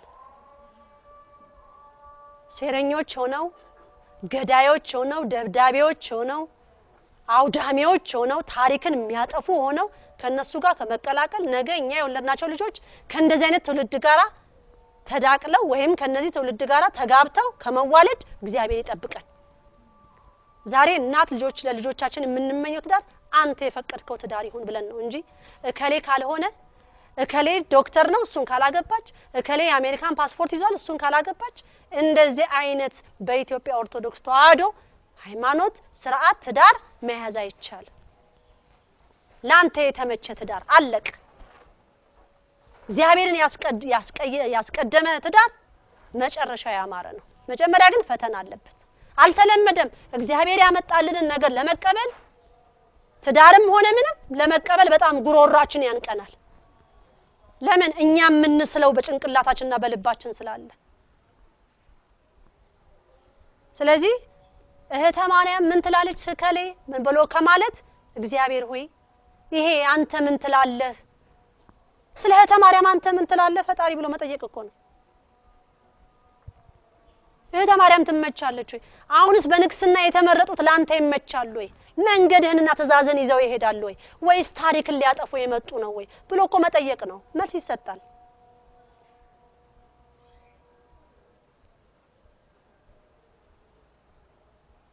እግዚአብሔር ሁላችንን በያለንበት ማስተዋልን ያድለን። እንግዲህ ብዙ አይነት ነገር ነው የሚካሄደው፣ ብዙ አይነት ነገር ነው የሚታየው ሀገራችን ላይ በገዛ እጃችን የምናመጣው ፈተና ነውና የተሰበረ ልብ ከሌለን ደግሞ አንዳችን ይቅርታን ካላወቅን ደግሞ እልህ መያያዝና በጥላቻ መጓዝ ያ ክርስትናችን አይፈቅድም እና ክብር ምስጋና ይግባው። እንግዲህ ዛሬ ያው በረቱን ከበረቱ ጎን ሆኜ ነው የምታዩኝ ማለት ነው። ያለፈው አመት እና አሁን ያው ለውጡን ነግሬያችኋለሁ። የሚቀጥለው አመት ደግሞ ይለያል ማለት ነው። እንግዲህ ሁላችንንም ለዚህ ቀን ፈቅዶና ወዶ ያደረሰን አምላክ ልዑል እግዚአብሔር ክብር ምስጋና ይግባው። ሌላ ስለ ማህበሩ በተመለከተ ማህበር ውስጥ እንዴት እንግባ አላላችሁ? ከዚህ በፊትም ተናግረናል። ፈቅደህልናል ወይ በማህበሩ ላይ ገብተን እንቅፋት እንዳንሆን፣ ጥፋት እያየን ዝም እንዳንል፣ ጥፋቴ ሲነገረኝ አልቀበልም የሚል ልቦና እንዳይኖረኝ፣ ጥፋት እያዩ ማህበር ላይ ዝም ማለት ትልቅ ስተት ነው። መተራረም መቻል አለብን ማህበር ላይ ካለን። እንግዲህ ከዚህ በፊትም እንደተናገርኩት ቅጹን እንልካለን። ቅጹም በግዕዝና በአማርኛ ነው የሚሆነው። እንግዲህ ወደፊት የሚጸድቀው እሱ አይደለ። እንግዲህ ያው እንግሊዘኛና ቻይኒዝ ለምትማሩ ሰዎች ነው መነግራችሁ ይሄን። እውነት በዚህ በማህበር ላይ ደግሞ ያለ ትልቁ ነገር የማህበሩ አባል ከበሮ መማር እንዳለበት ማወቅ አለበት። በገና መደርደር ማወቅ አለበት። ሁሉም ባያውቁም ቢያንስ ከበሮ መምታት የኢትዮጵያ ኦርቶዶክስ የእምነት ተከታይ የሆነ በዚህ ማወቅ አለበት። መዝሙር ማወቅ አለበት። ግዕዝ ትምህርት በዚህም በርግጥ ከማህበሩ አባል የሆኑ ግዕዝ ትምህርት የሚማሩ አሉ። ማህበሩ የሚደግፈው ይሄንን ለመማር የሚፈልጉ ማህበሩ ይደግፋል ማለት ነው። በውጭ ዓለም እንግዲህ እንዴት እንዳላላቅም እዚህ ኢትዮጵያ ላይ ግን ማህበረ ቅዱሳን ትምህርት ይሰጣሉ የግዕዝና ማህበርተኛ አባሎቻችን የግዕዝ ትምህርትን እንዲያውቁ ግዕዝን እንዲያውቁ ያበረታታል ማለት ነው። አቅሙን ለማይችል መክፈል ግዴታው ነው ማህበሩ ማለት ነው እነዚህን ሰዎች ለማስተማር። አዲሱን ትውልድ ደግሞ እነሱም ደግሞ ያው ከልጅነታቸው የሚማሩበትን መንገድ ወደፊትም ማህበሩ ያው እመቤታችን በያለችኝ ነው ትምህርት ቤት እንደሚከፈት ተናግሬያለሁ እና ህፃናቶች ያው ቶሎ የመያዝ ነገር ይኖራል። አዋቂውም ማህበሩ አባል በመላው ዓለም ያለው እነዚህ ነገሮች የማህበሩ ቅጹ ላይ ይጠይቃል ማለት ነው። ከበሮ መማር ታውቃላችሁ ወይ? ከበሮ መምታት ትርጉሙንም ማወቅ እንዳለብን፣ የበገና አውታሮቹንም ትርጉሙ ማወቅ እንዳለብን መደርደርም ያስፈልገናል ማለት ነው። እንግዲህ ማለት ዝም ብሎ ማህበሩ አባል ነኝ ወይም የኢትዮጵያ ኦርቶዶክስ ተዋሕዶ ሃይማኖት እምነት ተከታይ ነኝ ብቻ አይሰራም ማለት ነው። ቤተክርስቲያናችን ብዙ የምታስተምራት ነገር አለ፣ ብዙ ነገሮች አሉና እዛ ማህበሩ ይሄ ነገሮች ሊያውቀው የሚገባ ልናውቅ የሚገባን ነገሮች አሉ ማለት ነው።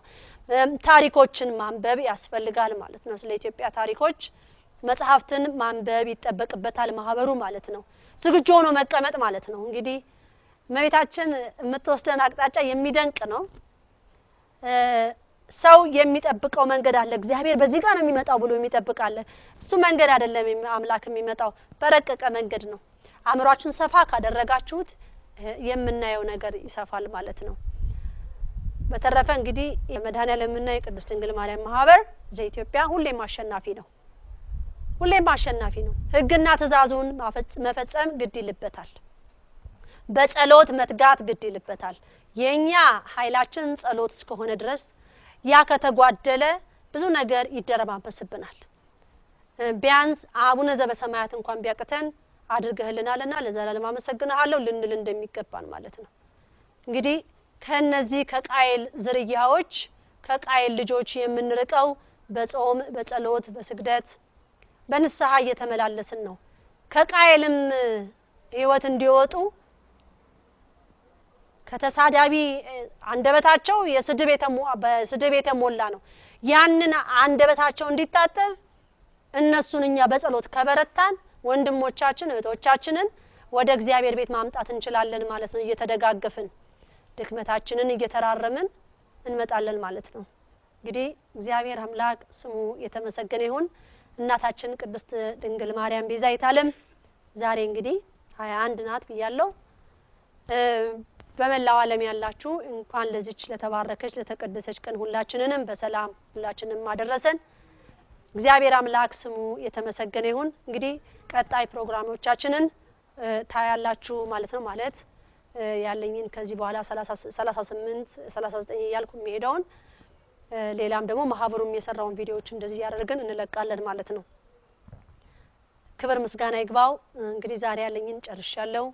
ወስብሐት ለእግዚአብሔር ወለወላዲቱ ድንግል ወለመስቀሉ ክቡር አሜን።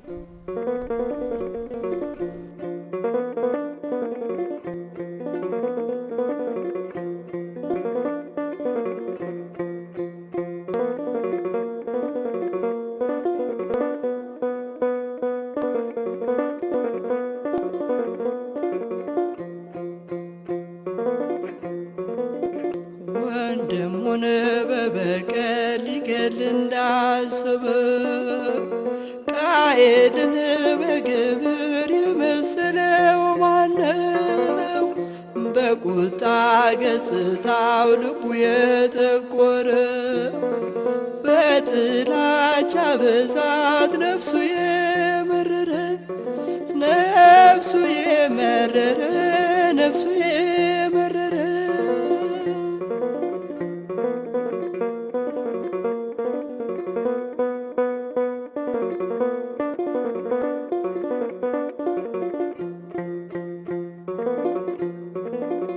ሙሴን እንደጠሉት ዳታንና አቤሮን በትዕቢት መንፈስ የሚናገር አይኑር። በቤተ መቅደሱ ስትሰበሰቡ የበቀል ሕሊናን አውልቃችሁ ጣሉ፣ አውልቃችሁ ጣሉ፣ አውልቃችሁ ጣሉ።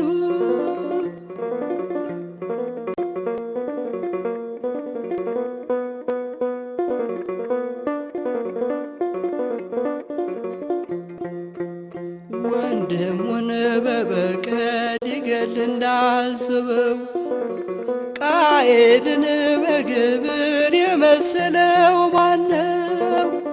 በቁጣ ገጽታ ልቡ የጠቆረ በጥላቻ ብዛት ነፍሱ የመረረ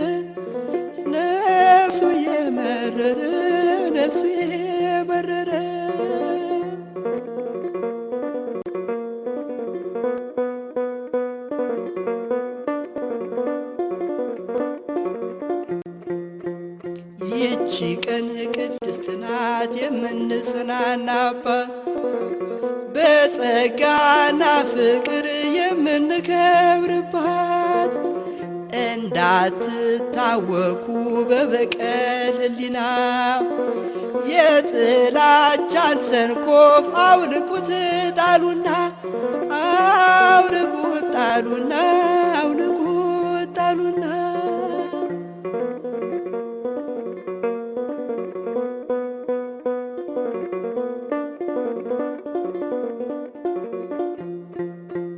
ወንድሙን በበቀል ሊገድል እንዳሰበው ቃየልን በግብር የመሰለው ማነው? በቁጣ ገጽታ ልቡ የጠቆረ በጥላቻ ብዛት ነፍሱ